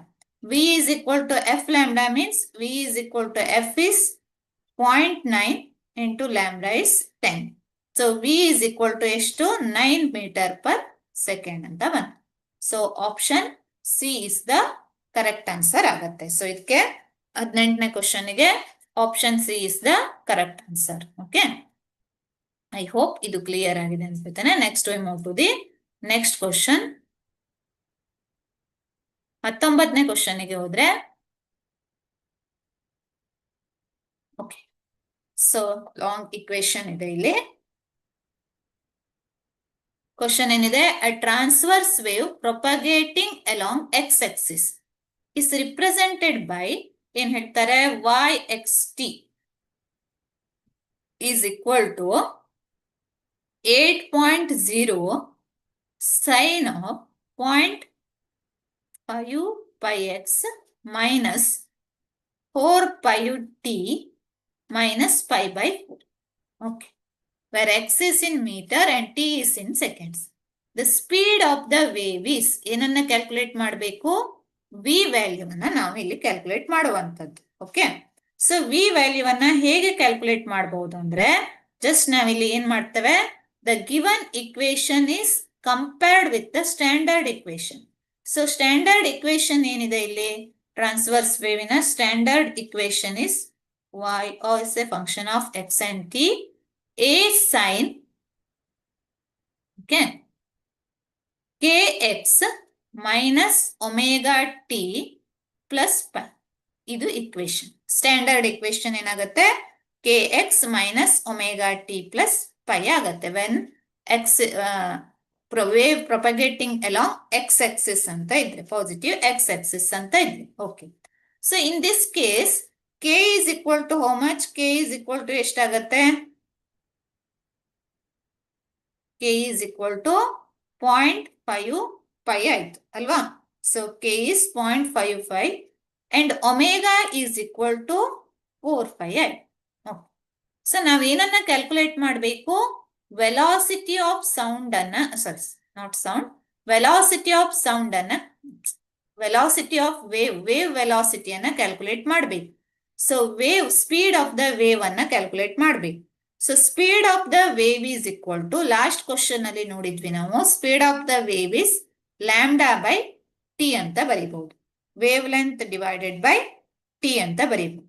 So this wavelength by time period is also equal to, this is equal to omega by k ಅಂತ ಆಗತ್ತೆ. ಏನು omega by k ಹೇಗ್ ಬರ್ತದಂದ್ರೆ, the omega is equal to, ನಮ್ಗೆ ಗೊತ್ತು, already use ಮಾಡಿದ್ದೇವೆ ನಾವು, 2 pi by T ಅಂತ ಬರುತ್ತೆ.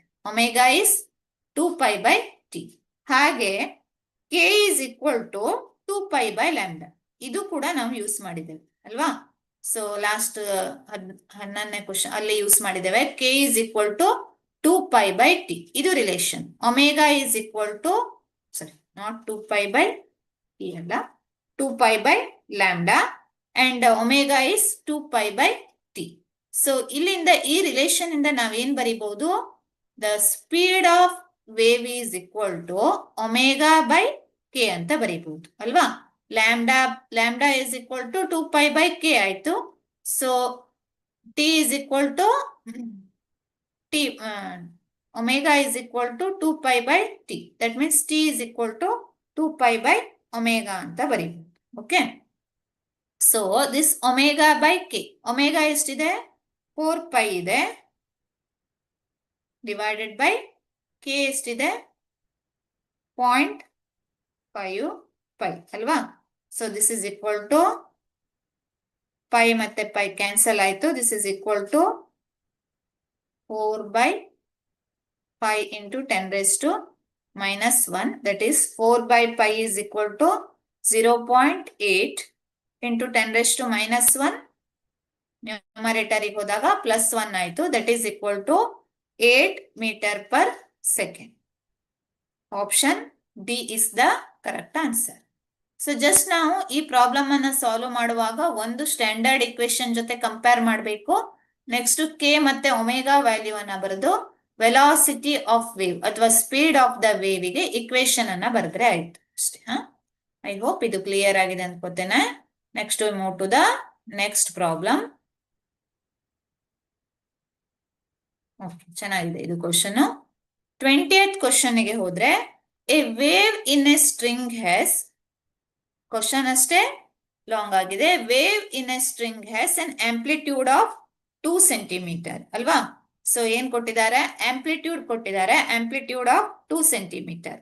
The wave travels in the positive direction of x-axis with a speed of 128 meter per second. And it is noted that 5 complete waves fit in 4 meter length of the string. The equation describing the wave is, alva, a wave in a string has an amplitude of 2 centimeter. So in this case, in heltaravu, amplitude is given here. So this amplitude is equal to 2 centimeter. Okay. The wave travels 2 centimeter ಅಂತide. ಇದನ್ನ ನಾವೇನ್ ಮಾಡುವ, ಮೀಟರಿಗೆ convert ಮಾಡುವ. ಮೀಟರಿಗೆ convert ಮಾಡಿದ್ರೆ ಇದೇನಾಗುತ್ತೆ, 2 into 10 raised to minus 2 ಅಲ್ವಾ. So 2 into 10 raised to minus 2 meter means 0.02 meter ಆಯ್ತು. Okay. The wave travels in the positive direction of x-axis with a speed of 128 meter per second. Speed ಎಷ್ಟಿದೆ ಇಲ್ಲಿ, v is equal to 128 meter per second. And it is noted that 5 complete waves fit in 4 meter length of the string ಅಲ್ವಾ. So number of waves ಎಷ್ಟು ಹೇಳ್ತಾರೆ ಅವರು, n number of waves ಇದ್ರೆ 5 waves ಇದೆ, length ಎಷ್ಟಿದೆ, 4 meter length ಇದೆ. So ಹಾಗಾಗಿ wavelength ಏನಾಗುತ್ತೆ ಇಲ್ಲಿ, wavelength is equal to lambda is equal to 5 waves 4 meter length ಅಲ್ಲಿ ಫಿಟ್ ಆಗ್ತಾ ಇದೆ. ಸೊ ಅಂದ್ರೆ 4 ಮೀಟರ್ ಲೆಂತ್ ಅಲ್ಲಿ 5 ನಂಬರ್ ಆಫ್ ವೇವ್ಸ್ ಇದೆ. So 4/5 means that is equal to 0.08 ಬರುತ್ತೆ. So this is equal to, okay. So, and V is equal to here, lambda is equal to, ನಾವೇನ್ ಮಾಡ್ಬೋದು, 0.08. So, next one is, ಏನ್ ಮಾಡ್ಬೇಕು ನಾವಿಲ್ಲಿ, equation describing the wave ಅನ್ನ find out ಮಾಡ್ಬೇಕು ಅಲ್ವಾ. So, equation describing the wave. Wave equation ಅನ್ನ ನಾವು ಹೇಗೆ ಬರೀತೇವೆ, what is the wave equation? Equation ಅನ್ನ ಬರೆದು, 0.8 ಇದು 8 meter. Okay. So equation ಅನ್ನ ಹೇಗೆ ಬರೀತೇವೆ, standard equation is equal to y is equal to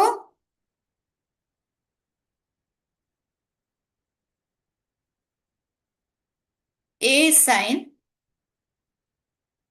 omega kx minus omega t ಅಲ್ವಾ. a sin kx minus omega t. Okay. So ಇಲ್ಲಿ A value ನಮ್ಗೆ ಸಿಕ್ಕಿದೆ, amplitude ಸಿಕ್ಕಿದೆ. ಇನ್ನೇನ್ ಫೈಂಡ್ ಔಟ್ ಮಾಡಬೇಕು, k ಮತ್ತೆ ಒಮೆಗಾ ವ್ಯಾಲ್ಯೂ ಅನ್ನ ಫೈಂಡ್ ಔಟ್ ಮಾಡಬೇಕು. ಸೊ ಕೆ ಮತ್ತೆ ಒಮೆಗಾ ವ್ಯಾಲ್ಯೂ ಅನ್ನ ನಾವು ಹೇಗೆ ಫೈಂಡ್ ಔಟ್ ಮಾಡೋದು, ಒಮೆಗಾ ಈಸ್ ಈಕ್ವಲ್ ಟು ಏನಿದೆ ಫಾರ್ಮುಲಾ, ಒಮೆಗಾವನ್ನ ಫೈಂಡ್ ಔಟ್ ಮಾಡಬೇಕು ಅಂದ್ರೆ omega is equal to 2π divided by t. ಕರೆಕ್ಟಾ, ಒಮೆಗಾ ಇಸ್ 2π/t. ಇನ್ನೊಂದು ಕೆ ಯನ್ನ ಕ್ಯಾಲ್ಕುಲೇಟ್ ಮಾಡಬೇಕು, ಕೆ ಈಸ್ ಈಕ್ವಲ್ ಟು 2π/λ. ಸೊ 2π/λ, ಕೆ ಯನ್ನ ನಾವು ಇಲ್ಲಿ ಕ್ಯಾಲ್ಕುಲೇಟ್ ಮಾಡಬಹುದು. ಲ್ಯಾಂಬ್ಡಾ ವ್ಯಾಲ್ಯೂ ನಮ್ಗೆ ಸಿಕ್ಕಿದೆ. ಸೊ ಒಮೆಗಾವನ್ನ ಕ್ಯಾಲ್ಕುಲೇಟ್ ಮಾಡಬೇಕು. So omega is equal to ಏನಿದೆ, 2π/t ಅಂತ ಇದೆ. Or this is equal to, ನಾವೇನ್ ಬರೀಬಹುದು, 2π/t ಅಂತ ಬರೀಬಹುದು, ಆರ್ 2πf ಅಂತಾನು ಬರೀಬಹುದು ಅಲ್ವಾ. 1/t is equal to frequency ಆಗತ್ತೆ. ಓಕೆ. ಸೊ ಫ್ರೀಕ್ವೆನ್ಸಿಯನ್ನ ಫಸ್ಟ್ ಕ್ಯಾಲ್ಕುಲೇಟ್ ಮಾಡೋಣ. ಸೊ ಫ್ರೀಕ್ವೆನ್ಸಿ ಕ್ಯಾಲ್ಕುಲೇಟ್ ಮಾಡಬೇಕು ಅಂದ್ರೆ, so this frequency is equal to, last problem ಅಲ್ಲಿ ನಾನು ಯೂಸ್ ಮಾಡಿದ್ದೇನೆ, v is equal to F lambda ಅಂತ ಒಂದು ಇಕ್ವೇಶನ್ ಅನ್ನು. So f is equal to ಏನಾಗತ್ತೆ, V by lambda. F is equal to v by lambda. V ಎಷ್ಟಿದೆ ನಮ್ದು, 128 ಇದೆ, divided by lambda is how much, 0.8 ಅಲ್ವಾ. So this is equal to 128 divided by 0.8 ಮಾಡಿದ್ರೆ that value is 160 hertz ಬರುತ್ತೆ. Okay, so omega is equal to 2 pi f or 2 pi into ಎಷ್ಟು 160. So this is equal to, we get 2 pi into 160 means 2 into 3.14 into 160. So that is equal to how much we get 1005 ಬರುತ್ತೆ. ಯಾವುದು omega value is 1005. Okay, so k is equal to 2 pi by lambda. 2 pi 2 into 22 by 7 or 3.14 into 0. So this is equal to, so ಎಷ್ಟಾಗತ್ತೆ ಅಂದ್ರೆ the value is 7.85 ಬರುತ್ತೆ. Okay, so this value is divide by 0.8. so this is 7.85 ಅಂತ ಬರುತ್ತೆ. So ಈಗ ನಾವು equation ಅನ್ನ ಯಾವ form ಅಲ್ಲಿ ಬರೀಬಹುದು? ನಮ್ಗೆ ಕೆ ವ್ಯಾಲ್ಯೂ ಸಿಕ್ಕಿದೆ, ಒಮೆಗಾ ವ್ಯಾಲ್ಯೂ ಸಿಕ್ಕಿದೆ, ಎ ವ್ಯಾಲ್ಯೂ ಸಿಕ್ಕಿದೆ. ಸೊ ಹಾಗಾಗಿ ದ ಇಕ್ವೇಶನ್ ಈಸ್ ಹೇಗೆ ಬರೀಬಹುದು ಅಂದ್ರೆ, so y is equal to ಅಲ್ವಾ, y is equal to a is how much 0.02 into sin of kx. k means how much ನಮ್ದು 7.85x minus ಎಲ್ಲೋಯ್ತದು omega t. Omega t is, omega ಎಷ್ಟು ಬಂದಿದೆ 1005 into t. Okay, so 0.025, sorry 0.02 sin 7.85x minus omega t 105 ಅಂದ್ರೆ ಯಾವುದು equation? So this equation ಅಲ್ವಾ, 0.02 option A is the correct answer ಆಗುತ್ತೆ. ಇಲ್ಲಿ option 20ನೇ ಕ್ವಶನ್ಗೆ ಆಪ್ಷನ್ ಎ ಕರೆಕ್ಟ್ ಅಂತ ತಗೊಳ್ಬೇಕು. Next we move to the next problem. 21ನೇ ಕ್ವಶನ್ಗೆ ಹೋದ್ರೆ,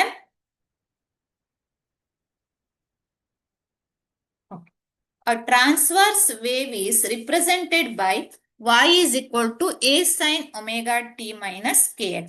ಸೊ ಏನ್ ಹೇಳ್ತಾರೆ ಅವರು? ಟ್ರಾನ್ಸ್ವರ್ಸ್ ವೇವ್ ಅನ್ನ ರಿಪ್ರೆಸೆಂಟ್ ಮಾಡ್ತಾ ಇದ್ದಾರೆ. y is equal to a sin omega t minus kx.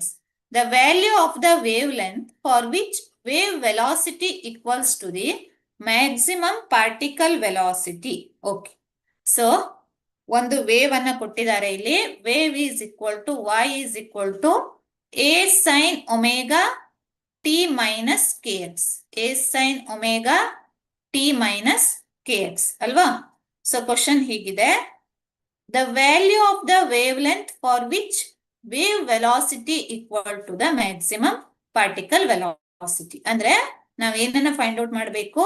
Wave length value ಅನ್ನ ಫೈಂಡ್ ಔಟ್ ಮಾಡಬೇಕು. ಲ್ಯಾಂಬ್ಡಾ ಎಷ್ಟು ಅಂತ ಫೈಂಡ್ ಔಟ್ ಮಾಡಬೇಕು. Okay, so but given thing ಏನಿದೆ, they have given one condition. That condition is for which wave velocity is equal to the maximum particle velocity. ಏನ್ ಹೇಳ್ತಾರೆ ಅವರು? Wave velocity is equal to maximum particle velocity ಅಲ್ವಾ? So ಅಂದ್ರೆ maximum particle velocity and wave ವೆಲಾಸಿಟಿಗೆ ನಮ್ಗೆ equation ಬೇಕು. Okay, what this represents? So maximum particle velocity ಅಂದ್ರೆ, maximum particle ವೆಲಾಸಿಟಿಯನ್ನ ನಾವು ಹೇಗೆ ಬರೀಬಹುದು ಅಂದ್ರೆ, so this maximum particle velocity is equal to, so v maximum ಅಂತ ಡಿನೋಟ್ ಮಾಡ್ತೇವೆ generally. So this v maximum is equal to a into omega. So sine wave ಇದ್ರೆ, simple harmonic motion ಇದ್ರೆ, so ಅಲ್ಲೂ ಕೂಡ ಏನಾಗುತ್ತೆ? ವೆಲಾಸಿಟಿ dy by dt ಅಂತ ತಗೊಂಡ್ರೆ that is equal to a into omega ಅಂತ ಬರೀಬಹುದು. Okay, so v maximum is equal to a omega.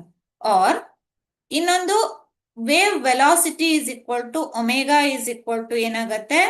2 pi by t or 2 pi f ಅಂತ ಬರೀಬಹುದು, where f is the frequency. Okay, but f is equal to ಏನಾಗತ್ತೆ, f is v by lambda. ನಾವು last ಕೇಸಲ್ಲಿ use ಮಾಡಿದ್ವಿ, v is equal to f lambda ಅಂತ use ಮಾಡ್ತೇವಲ್ವಾ. So ಹಾಗಾಗಿ f is equal to v by lambda. Okay, so omega is equal to ಏನಾಯ್ತು, omega is equal to 2 pi f means v by lambda, 2 pi into v by lambda ಅಂತ ಆಯ್ತು. Okay, so ಏನ್ ಹೇಳ್ತಾರೆ ಅವರು, v maximum is equal to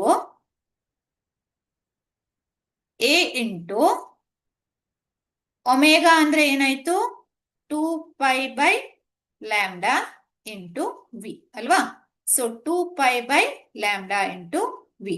so that means ಈ ಕೇಸಲ್ಲಿ ಏನ್ ಹೇಳ್ತಾರೆ ಅವರು, ಏನ್ ಹೇಳ್ತಾ ಇದ್ದಾರೆ, wave velocity is equal to maximum particle velocity. So wave velocity ಮತ್ತೆ ಮ್ಯಾಕ್ಸಿಮಮ್ ಪಾರ್ಟಿಕಲ್ ವೆಲಾಸಿಟಿ ಎರಡು ಏನಾಗತ್ತೆ, ಈಕ್ವಲ್ ಆಗತ್ತೆ. So that means lambda is equal to 2 pi A ಅಂತ ಬರೀಬಹುದು. ವಿ ಮ್ಯಾಕ್ಸಿಮಮ್ ಮತ್ತೆ ವಿ ಏನಾಗತ್ತೆ, ಕ್ಯಾನ್ಸಲ್ ಆಗತ್ತೆ. So lambda is equal to 2 pi a. So ನಮಗೆ ಏನ್ ಬೇಕು values, value of wavelength ಬೇಕು. So the value of wavelength is equal to 2 pi a. ಅಂದ್ರೆ option D is the correct answer. Okay, so 21st question ಗೆ option D is the correct answer ಆಗತ್ತೆ. Okay, I hope ಇದು clear ಆಗಿದೆ ಅನ್ಸುತ್ತೆ. Next we move to the next question. 22nd question ಗೆ ಹೋದ್ರೆ, a wave traveling in the positive x direction having displacement along y direction as 1 meter ಅಲ್ವಾ. So question ಏನ್ ಹೇಳ್ತಾರೆ, a wave traveling in the positive x direction having displacement along y direction as 1 meter. Wavelength is equal to 2 pi meter and frequency of 1 by 5 hertz is represented by. Okay, what are the things given ಅಂತ ತಗೊಂಡ್ರೆ, ಒಂದು wave ಇದೆ travelling in the positive X direction, having a displacement y s along y direction as 1 meter. So y is equal to ನಾವೇನ್ ಬರಿಬಹುದು, 1 meter means here the amplitude is equal to 1 meter ಅಂತ consider ಮಾಡಬಹುದು. And wavelength is lambda is equal to how much, 2 pi, and frequency f is equal to 1 by pi ಅಂತ ಇದೆ. Okay, so ನಾವೇನ್ calculate ಮಾಡಬೇಕು ಇಲ್ಲಿ, ಇದು it is represented by, ನಾವು ಯಾವ ಫಾರ್ಮ್ ಅಲ್ಲಿ ಬರೀಬೇಕು ಇಕ್ವೇಶನ್ ಅನ್ನ. Generally the standard form of the equation is y is equal to a sin kx minus omega t ಅಲ್ವಾ. So y is equal to a sin kx minus omega t. So ನಮ್ಗೆ ಏನ್ ಬೇಕಿಲ್ಲಿ, k value ಎಷ್ಟು ಅಂತ ಬೇಕು, ಹಾಗೆ omega value ಎಷ್ಟು ಅಂತ ಬೇಕು. So we know that omega is equal to 2 pi into f, ಕರೆಕ್ಟಾ. So 2 pi into f means this is 2 pi into f is 1 by pi. That means omega is equal to how much, 2 ಅಂತ ಬಂತು. Okay, so next K ಅನ್ನ calculate ಮಾಡಬೇಕು. What is the formula for K? It is a ಬಹಳ simple question. K ಮತ್ತೆ ಒಮೆಗಾಕ್ಕೆ equation ಗೊತ್ತಿದ್ರೆ easily solve ಮಾಡಬಹುದು. K means wave number. So this wave number is equal to 2 pi by lambda ಅಲ್ವಾ. So 2 pi by lambda means here lambda is equal to, they have given lambda is equal to 2 pi ಅಂತ ಕೊಟ್ಟಿದ್ದಾರೆ. So this is equal to 1 ಆಗತ್ತೆ. So already amplitude y is equal to 1 meter means amplitude is equal to 1 meter. So ನಾವು ಈಗ equation ಅನ್ನ ಬರೆದ್ರೆ, the equation ಅನ್ನ ಯಾವ form ಅಲ್ಲಿ ಬರೀಬಹುದು ನಾವು, y is equal to a sin kx minus omega t. y is equal to a is 1 ಆಗತ್ತೆ. So sin kx, k is 1, x minus omega is 2 into t ಅಲ್ವಾ. y is equal to sin x minus 2t. ಬಹಳ simple question. Option B is the correct answer ಆಗತ್ತೆ. Next we move to the next problem. 23rd question ಗೆ ಹೋದ್ರೆ, the temperature at which the speed of sound in air becomes double, okay, if of its value at 0 degree Celsius. Okay. So what are the things they have given?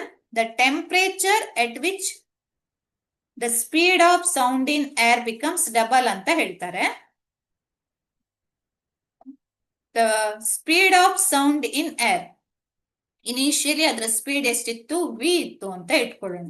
At temperature T1 is equal to 0 degree Celsius means 0 plus 273. That is equal to 273 Kelvin ಅಂತ ಆಯ್ತು. Okay. So it becomes double. V2 is equal to ಏನಾಗತ್ತೆ? T2V ಆಗತ್ತೆ. But temperature ಅನ್ನ calculate ಮಾಡಬೇಕು. T2 ಅನ್ನ calculate ಮಾಡಬೇಕು. Okay. So ಇಲ್ಲಿ velocity of sound ಏನಾಗಿರುತ್ತೆ ಅಂದ್ರೆ there is a relation between velocity of speed of sound in air and temperature. The speed of sound in air at a given temperature V is directly proportional to square root of T ಅಂತ ಬರೀತೇವೆ ನಾವು. So ಅಂದ್ರೆ square root of temperature directly proportional to square root of its temperature. So here exactly directly proportional ಅಂತಲ್ಲ, ನಾವು ತಗೊಳ್ಳೋದು square root term ಅನ್ನ use ಮಾಡಬೇಕು. ಹಿಂದೊಂದು problem ಅಲ್ಲಿ ತಗೊಂಡಿದ್ವಿ ಅಲ್ಲಿ. ಸೊ ಡೈರೆಕ್ಟ್ಲಿ ಪ್ರಪೋರ್ಷನಲ್ ಅನ್ನಂದಾಗ ರಾಂಗ್ ಆನ್ಸರ್ ಅಂತ ತಗೊಂಡಿದ್ವಿ. But square root of T ಅಂತ ತಗೊಳ್ಬೇಕು ಟೆಂಪರೇಚರ್ಗೆ, ಅಬ್ಸಲ್ಯೂಟ್ ಟೆಂಪರೇಚರ್ಗೆ. Okay.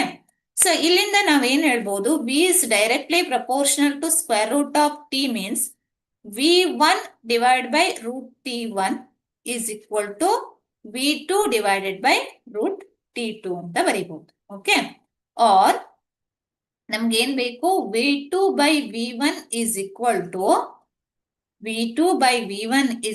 to square root of T2 by T1 ಅಂತ ಬರೀಬಹುದು. Okay. So V2 by V1 is square root of T2 by T1. Okay. So ಇಲ್ಲಿ ವ್ಯಾಲ್ಯೂಸ್ ಗಳನ್ನ ಸಬ್ಸ್ಟಿಟ್ಯೂಟ್ ಮಾಡಿದ್ರೆ or square root of T2 is equal to T2 ಬೇಕಲ್ವಾ? Square root of T1 into V2 by V1. Okay. So square ಮಾಡೋಣ. Squaring on both sides we get T2 is equal to T1 into V2 by V1 whole square ಅಥವಾ V2 square divided by V1 square ಅಂತ ಬರೀಬಹುದು. Okay. So or T2 is equal to T1 ಎಷ್ಟಿದೆ ನಮ್ದು? 273 ಇದೆ into V2 square. V2 is ಎಷ್ಟು? 2 ಇದೆ ಅಂದ್ರೆ 4V square. V2 square ಅಂದ್ರೆ 4V square divided by V1 means V square. So V square cancel ಆಗತ್ತೆ. So T2 is equal to 273 into 4. 273 into 4 ಮಾಡಿದ್ರೆ that is 1092 ಬಂತು ಅಲ್ವಾ? So 1092 kelvin. ಸೊ ಅಂದ್ರೆ option C is the correct answer. Question number 23ಗೆ option C ಅನ್ನೋದು correct answer ಆಗುತ್ತೆ. Next we move to the, I hope ಇದು clear ಆಗಿದೆ ಅನ್ಕೋತೇನೆ. Next we move to the next problem. Okay. So 24th question ಅನ್ನ ತಗೊಳ್ಳೋಣ. ಬಹಳ simple question ಇದು. ಸೊ ಕ್ವಶನ್ ಅಷ್ಟೇ ಲೆಂದಿ ಆಗಿದೆ. Here what they have given: a hospital uses an ultrasonic scanner to locate tumors in a tissue. Operating frequency of the scanner is, okay, ಏನ್ ಕೊಟ್ಟಿದ್ದಾರೆ? Frequency ಕೊಟ್ಟಿದ್ದಾರೆ ಅಲ್ವಾ? F is equal to 4.2 megahertz. Megahertz means million ಅಥವಾ mega ಅಂದ್ರೆ 10⁻⁻6 hertz ಆಯ್ತು. The speed of sound in a tissue is 1.7 meter per second. Speed of sound ಎಷ್ಟು ಕೊಟ್ಟಿದ್ದಾರೆ? 1.7 meter per second. Wavelength of sound in tissue is close to. ನಾವೇನನ್ನ find out ಮಾಡಬೇಕು? Wavelength ಅನ್ನ find out ಮಾಡಬೇಕು. Okay. So wavelength ಅನ್ನ ಹೇಗೆ find out ಮಾಡೋದಂದ್ರೆ, ನಮಗೆ ಆಲ್ರೆಡಿ ನಾವು ಈ ರಿಲೇಷನ್ ಗಳನ್ನ ಬಹಳಷ್ಟು ಸಾರಿ ಯೂಸ್ ಮಾಡಿದ್ದೇವೆ. Velocity or speed is equal to V is equal to F lambda ಅಂತ ಯೂಸ್ ಮಾಡ್ತೇವೆ ಅಲ್ವಾ? So V is equal to F lambda. V is equal to F lambda means lambda is equal to ಏನಾಗತ್ತೆ V by F ಅಂತ ಬರೀಬಹುದು. ಲ್ಯಾಂಬ್ಡಾವನ್ನ ನಾವು find out ಮಾಡಬೇಕು ಇಲ್ಲಿ. So V by F means V is how much 1.7 divided by f is how much 4.2 into 10 raised to plus 6 alva. Okay, so this is 4.2 into 10 raised to plus 6. Okay, so this is equal to, so lambda is equal to ಏನಾಗತ್ತೆ 1.7 divided by 4.2 ಮಾಡಿದ್ರೆ we get 0.404 ಬರುತ್ತೆ. 10 raised to plus 6 ನ್ಯೂಮರೇಟರಿಗೆ ಹೋದಾಗ 10 raised to minus 6 or lambda is equal to how much 4 ಅಲ್ಲಿ ಕೊಟ್ಟಿದಾರಲ್ವಾ 4 into 4.04 into 10 raised to minus 7 ಆಯ್ತು metre. So wavelength is ಯಾವುದು option A is the correct answer 4 into 10 raised to minus 7 metre. Okay, so I hope ಇದು clear ಆಗಿದೆ ಅನ್ಕೋತೇನೆ. Next we move to the next problem, 25th question. Okay, so in a stationary wave strain is maximum. Stationary wave ಅಲ್ಲಿ strain ಎಲ್ಲಿ maximum ಆಗತ್ತೆ ಅನ್ನೋದು question. Strain is maximum at nodes, antinodes or everywhere between node and antinode ಅಂತ ತಗೊಳ್ತೇವೆ. Okay, so here strain means strain is maximum. Strain ಅನ್ನ ನಾವು ಹೇಗೆ define ಮಾಡ್ತೇವೆ, ನೀವು ಮೆಕ್ಯಾನಿಕಲ್ ಪ್ರಾಪರ್ಟೀಸ್ ಆಫ್ ಸಾಲಿಡ್ಸ್ ಅಲ್ಲಿ ನೋಡ್ತೀರಿ. Strain is equal to change in length divided by original length ಅಥವಾ change in dimension divide by original dimension ಅನ್ನ ಬರೀತೇವೆ ನಾವು. It is change in dimension ಅಲ್ವಾ. ಸೊ ಡೈಮೆನ್ಷನ್ ಎಷ್ಟು ಚೇಂಜ್ ಆಗಿದೆ divide by original dimension. So ಈ ರೇಷಿಯೋವನ್ನ ನಾವು ಸ್ಟ್ರೇನ್ ಅಂತ ತಗೊಳ್ತೇವೆ. ಸೊ ಹಿಯರ್ ಸ್ಟ್ರೇನ್ ಯಾವುದ್ರ ಮೇಲೆ ಡಿಪೆಂಡ್ ಆಗಿದೆ, ಹೇಗೆ ವೇರಿ ಆಗತ್ತೆ ಸ್ಟ್ರೇನ್ ಅನ್ನೋದು. So this strain is change in dimension ಆಗುವಂತದ್ದು. Strain is directly proportional to force. ಫೋರ್ಸಿಗೆ ಫೋರ್ಸ್ ವೇರಿ ಆದ್ರೆ ಸ್ಟ್ರೇನ್ ಕೂಡ ಏನಾಗತ್ತೆ ವೇರಿ ಆಗತ್ತೆ, ಅಂದ್ರೆ ಡೈರೆಕ್ಟ್ಲಿ ಪ್ರಪೋರ್ಷನಲ್ ಟು ಫೋರ್ಸಿಗೆ. Okay, so in case of stationary waves ಅನ್ನ ತಗೊಂಡ್ರೆ ನಾವು ಸ್ಟೇಷನರಿ ವೇವ್ಸ್ ಅಥವಾ ಸ್ಟ್ಯಾಂಡಿಂಗ್ ವೇವ್ಸ್ ಅಂತ ಯಾವುದಕ್ಕೆ ಕರಿತೇವೆ ನಾವು. Here there is a wave ಇದ್ರೆ, ಒಂದು ವೇವ್ ಇದ್ರೆ, ಸೊ ಈ ಪಾಯಿಂಟ್ ಇಂದ ಸ್ಟಾರ್ಟ್ ಆದ್ರೆ ವೇವು ಹೀಗೆ ಹೋಗಿ ಮತ್ತೆ ಬ್ಯಾಕ್ವರ್ಡ್ ಡೈರೆಕ್ಷನ್ ಅಲ್ಲಿ ಬಂದ್ರೆ ಸೇಮ್ ಎಕ್ಸಾಕ್ಟ್ಲಿ. ಸೊ ಅವಾಗ ನಾವೇನಂತೇವೆ ಒಂದು ಸ್ಟ್ಯಾಂಡಿಂಗ್ ವೇವ್ ಅಥವಾ ಸ್ಟೇಷನರಿ ವೇವ್ ಫಾರ್ಮ್ ಆಗಿದೆ ಅಂತ ಹೇಳ್ತೇವೆ ಅಲ್ವಾ, between the two string. So two fixed point. So here this point is called node ಅಂತ ಕರೀತೇವೆ. ಇದನ್ನ ಏನಂತ ಕರಿತೇವೆ, ಇದು ನೋಡ್ಸ್ ಆಗಿರತ್ತೆ, ಹಾಗೆ ಇದು ಎಂಡಿನೋಡ್ಸ್ ಆಗಿರುತ್ತೆ. ಓಕೆ, ಸೊ ನೋಡ್ ಅಲ್ಲಿ ಏನಾಗ್ತದಂದ್ರೆ ಫೋರ್ಸ್ ಇಸ್ ಮ್ಯಾಕ್ಸಿಮಮ್ ಆಗಿರುತ್ತೆ ನೋಡಲ್ಲಿ. ಸೊ ಫೋರ್ಸ್ ಮ್ಯಾಕ್ಸಿಮಮ್ ಆಗತ್ತೆ, ದಟ್ ಮೀನ್ಸ್ ಸ್ಟ್ರೇನ್ ಮ್ಯಾಕ್ಸಿಮಮ್ ಆಗುವಂತದ್ದು ಎಟ್ ನೋಡ್ಸ್ ಅಲ್ಲಿ. ಈ ಪಾಯಿಂಟ್ ಅಲ್ಲಿ ಸ್ಟ್ರೇನ್ ಮ್ಯಾಕ್ಸಿಮಮ್ ಆಗತ್ತೆ, ಅಪ್ಲೈಡ್ ಫೋರ್ಸ್ ಇಸ್ ಮ್ಯಾಕ್ಸಿಮಮ್ ಆಗತ್ತೆ. ಸೊ ಹಾಗಾಗಿ strain is also maximum. So ಹಾಗಾಗಿ 25th ಕ್ವಶನ್ ಗೆ option A is the correct answer. Okay, I hope clear ಆಗಿದೆ. Next we move to the 26th question. Okay, so 26th question ಏನ್ ಹೇಳತ್ತೆ, two stretched strings of same material. ಏನ್ ಹೇಳ್ತಾರೆ ಅವರು, two stretched string of same material ಅನ್ನು ತಗೊಂಡಿದ್ದಾರೆ. Are vibrating under same tension in fundamental mode. So fundamental mode ಅಲ್ಲಿ ಏನಾಗ್ತಾ ಇದೆ, two stretched strings of same material are vibrating under same tension. So the ratio of their frequencies is, ಅವರ frequency ಏನಿದೆ, ratio of frequency N1 by N2 ಅಂತ ತಗೊಂಡು, N is the frequency ಅಂತ denote ಮಾಡಿದ್ರೆ, this N1 by N2 is equal to 1 by 2. And ratio of length of the vibrating segments is, ಅಂದ್ರೆ L1 ಅನ್ನ length ಅಂತ ಇಟ್ಕೊಂಡ್ರೆ L1 by L2 is also equal to ಏನಾಗತ್ತೆ 1 by 4. Ratio is 1:4 ಅಂದ್ರೆ 1 by 4. Okay, so ಈ ರೀತಿ ಕೊಟ್ಟಿದ್ದಾರೆ. ನಾವೇನ್ ಫೈಂಡ್ ಔಟ್ ಮಾಡಬೇಕು, ratio of radii of the string ಅನ್ನ ಫೈಂಡ್ ಔಟ್ ಮಾಡಬೇಕು. ಅಂದ್ರೆ R1 ರೇಡಿಯೈ ಅಂದ್ರೆ R1/R2 ಅನ್ನ ಫೈಂಡ್ ಔಟ್ ಮಾಡಬೇಕು. ಓಕೆ, ಸೊ ಇಲ್ಲಿ ನಾವು ಒಂದು ಇಕ್ವೇಶನ್ ಆರ್ ಒನ್ ರಿಲೇಶನ್ ಅನ್ನ ಯೂಸ್ ಮಾಡಬಹುದು. That relation is frequency is equal to n is equal to, in case of fundamental mode, so n is equal to 1/2L. Okay, L represents here length of the vibrating segments. So 1/2L into square root of T. T means tension divided by pi R square D. Okay, T divided by pi R square D. So in this case, R represents the radius and D represents the density ಅನ್ನ represent ಮಾಡುತ್ತೆ. Okay, so ಇಲ್ಲಿ ನಾವು ಎರಡೂ ಕೇಸಿಗೆ so ನಾವೇನ್ ಮಾಡುವ, two stretched strings of same material are vibrating under same tension in fundamental mode ಅಂತ ಹೇಳ್ತಾ ಇದ್ದಾರೆ ಅವರು. ಸೊ ಸೇಮ್ ಮಟೀರಿಯಲ್ ಇದೆ, ಡೆನ್ಸಿಟಿ ಸೇಮ್ ಆಗತ್ತೆ, ಟೆನ್ಷನ್ ಸೇಮ್ ಆಗತ್ತೆ, ವೇರಿ ಆಗುವಂತದ್ದು ಯಾವುದು ಎಲ್ ಮತ್ತೆ ಆರ್. ಓಕೆ, ಸೊ ಅವೆರಡು ವೇರಿ ಆಗತ್ತೆ. ಸೊ ಇಲ್ಲಿ ನಾವು ಇನ್ ಟರ್ಮ್ಸ್ ಆಫ್ ರೇಷಿಯೋ ಅಲ್ಲಿ ತಗೊಂಡ್ರೆ ಸೇಮ್ ಟೂ ಮಟೀರಿಯಲ್ಸ್ ಗೆ N1/N2 ಅಂತ ತಗೊಂಡ್ರೆ ಏನಾಗತ್ತೆ ಹೇಳಿ, ಇದು N1/N2 ಅಂದ್ರೆ L2/L1 ಆಯ್ತು. ಕರೆಕ್ಟಾ? ಸೊ ಯಾಕಂದ್ರೆ L ಡಿನಾಮಿನೇಟರ್ ಅಲ್ಲಿ ಇದೆ, so N1/N2 is L2/L1 into square root of R ಕೂಡ ಡಿನಾಮಿನೇಟರ್ ಅಲ್ಲಿ ಇದೆ, ಸೊ ಹಾಗಾಗಿ R2 square by R1 square ಆಗುತ್ತೆ ಅಲ್ವಾ, R2 square by R1 square. So ಈ ರಿಲೇಶನ್ ಅನ್ನ ಬರೀಬಹುದು.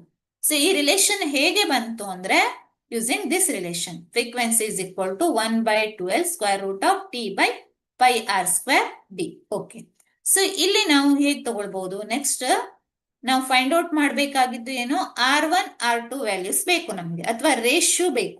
So this equation can be written as N1 L1 cross multiply ಮಾಡಿದ್ರೆ divide by N2 L2 is equal to R2 square ಇದೆ ಅಲ್ವಾ, R2 by R1 ಅಲ್ವಾ. So ನಮ್ಗೆ ಏನ್ ಬೇಕು, R1/R2 ಬೇಕು. So R1/R2 is equal to ನಾವೇನ್ ಬರಿಬಹುದು, N2 L2 divided by N1 L1 ಬರಿಬಹುದಲ್ವಾ. So R1/R2 is equal to, therefore R1/R2 is equal to N2/N1. N2/N1 is equal to ಏನಾಗುತ್ತೆ, 2 ಆಗುತ್ತೆ. ಯಾಕಂದ್ರೆ N1/N2 is 1/2. That means N2/N1 is 2 ಆಯ್ತು. So ಹಾಗೆ L1 divided by L2 is 1/4. That means L2/L1 is equal to 4 ಆಗುತ್ತೆ, 2 into 4. So R1/R2 is equal to how much, 8 ಅಂತ ಆಯ್ತು. Ratio ಏನ್ ಬರುತ್ತೆ, ಆಪ್ಷನ್ ಡಿ ಕರೆಕ್ಟ್ ಆನ್ಸರ್ ಆಗುತ್ತೆ, 8:1 ಅಲ್ವಾ. So option 26 question ಗೆ ಆಪ್ಷನ್ ಡಿ ಅನ್ನ ನಾವು ಕರೆಕ್ಟ್ ಆನ್ಸರ್ ಅಂತ ಚೂಸ್ ಮಾಡಬಹುದು. Okay, R1/R2 is equal to 8:1 ಅಂತ ಆಯ್ತು. Okay, next we move to the next problem. 27th question ಗೆ ಹೋದ್ರೆ ಏನಿದೆ, ಇಸ್ ಇದೆ ಇಲ್ಲಿ the equation. So equation of a transverse wave travelling on a rope is given by y is equal to, ಏನ್ ಹೇಳ್ತಾರೆ ಅವರು, equation of a transverse wave traveling on a rope is given by y is equal to 10 sin pi into 0.01x minus 2.00t, where y and x are in centimeters and t in seconds. The maximum transverse speed of a particle in the rope is about. Okay. So maximum transfer speed ಅನ್ನ find out ಮಾಡಬೇಕು. So ಇಲ್ಲಿ ನಾವು equation ಅನ್ನ ಹೇಗೆ ಬರೀಬಹುದು, y is equal to 10 sin 0.01 pi x minus 2.00 pi t ಬರೀಬಹುದಲ್ವಾ. So in this equation ನಾವೇನ್ ಮಾಡಬೇಕು, velocity or sorry speed of air particle in the rope is given by. Okay, so speed of particle ಅನ್ನ find out ಮಾಡಬೇಕು. So here ಇದನ್ನ standard equation ಜೊತೆ compare ಮಾಡಿದ್ರೆ, what is the standard equation here, so transverse ವೇವಿನ standard equation ಅನ್ನ ತಗೊಂಡ್ರೆ y is equal to a sin kx minus omega t ಅಲ್ವಾ? a sin kx minus omega t ಅಂತ ಇದೆ. Okay, so ಇಲ್ಲಿ ನಾವು ಹೇಗೆ ಕಂಪೇರ್ ಮಾಡಬಹುದು? Omega is equal to k value ಏನ್ ಬೇಡ ನಮ್ಗೆ, ಇಲ್ಲಿ omega is equal to how much 2π ಅಂತ ಬಂತು. ಒಮೆಗಾ ಇಸ್ 2π ಅಲ್ವಾ? ಸೊ ಹಿಯರ್ ನಾವು ಫೈಂಡ್ ಔಟ್ ಮಾಡಬೇಕಾಗಿದ್ದು the maximum transfer speed. Already ನಮ್ಗೆ ಗೊತ್ತು v maximum is equal to, what is v maximum? V maximum is equal to a into omega ಅಲ್ವಾ? So a into omega. So v maximum is equal to a is how much? A ಎಷ್ಟಾಗತ್ತೆ ಇಲ್ಲಿ? A is equal to 10 ಆಗತ್ತೆ. Sorry, a is equal to 10 ಆಯ್ತು. Into omega is 2π. So a into omega 10 into 2π that is equal to 10 into 2π means 10 into 2 into 3.14 that is equal to 6.28 into 10, that means 62.8. that means that is equal to 63 centimeter per second. So the option A is the correct answer ಆಗತ್ತೆ. Okay, so far we have discussed. I think ಇದು ನಿಮಗೆ clear ಆಗಿದೆ ಅನ್ಕೋತೇನೆ. Next we move to the. Thank you everyone for attending the class here.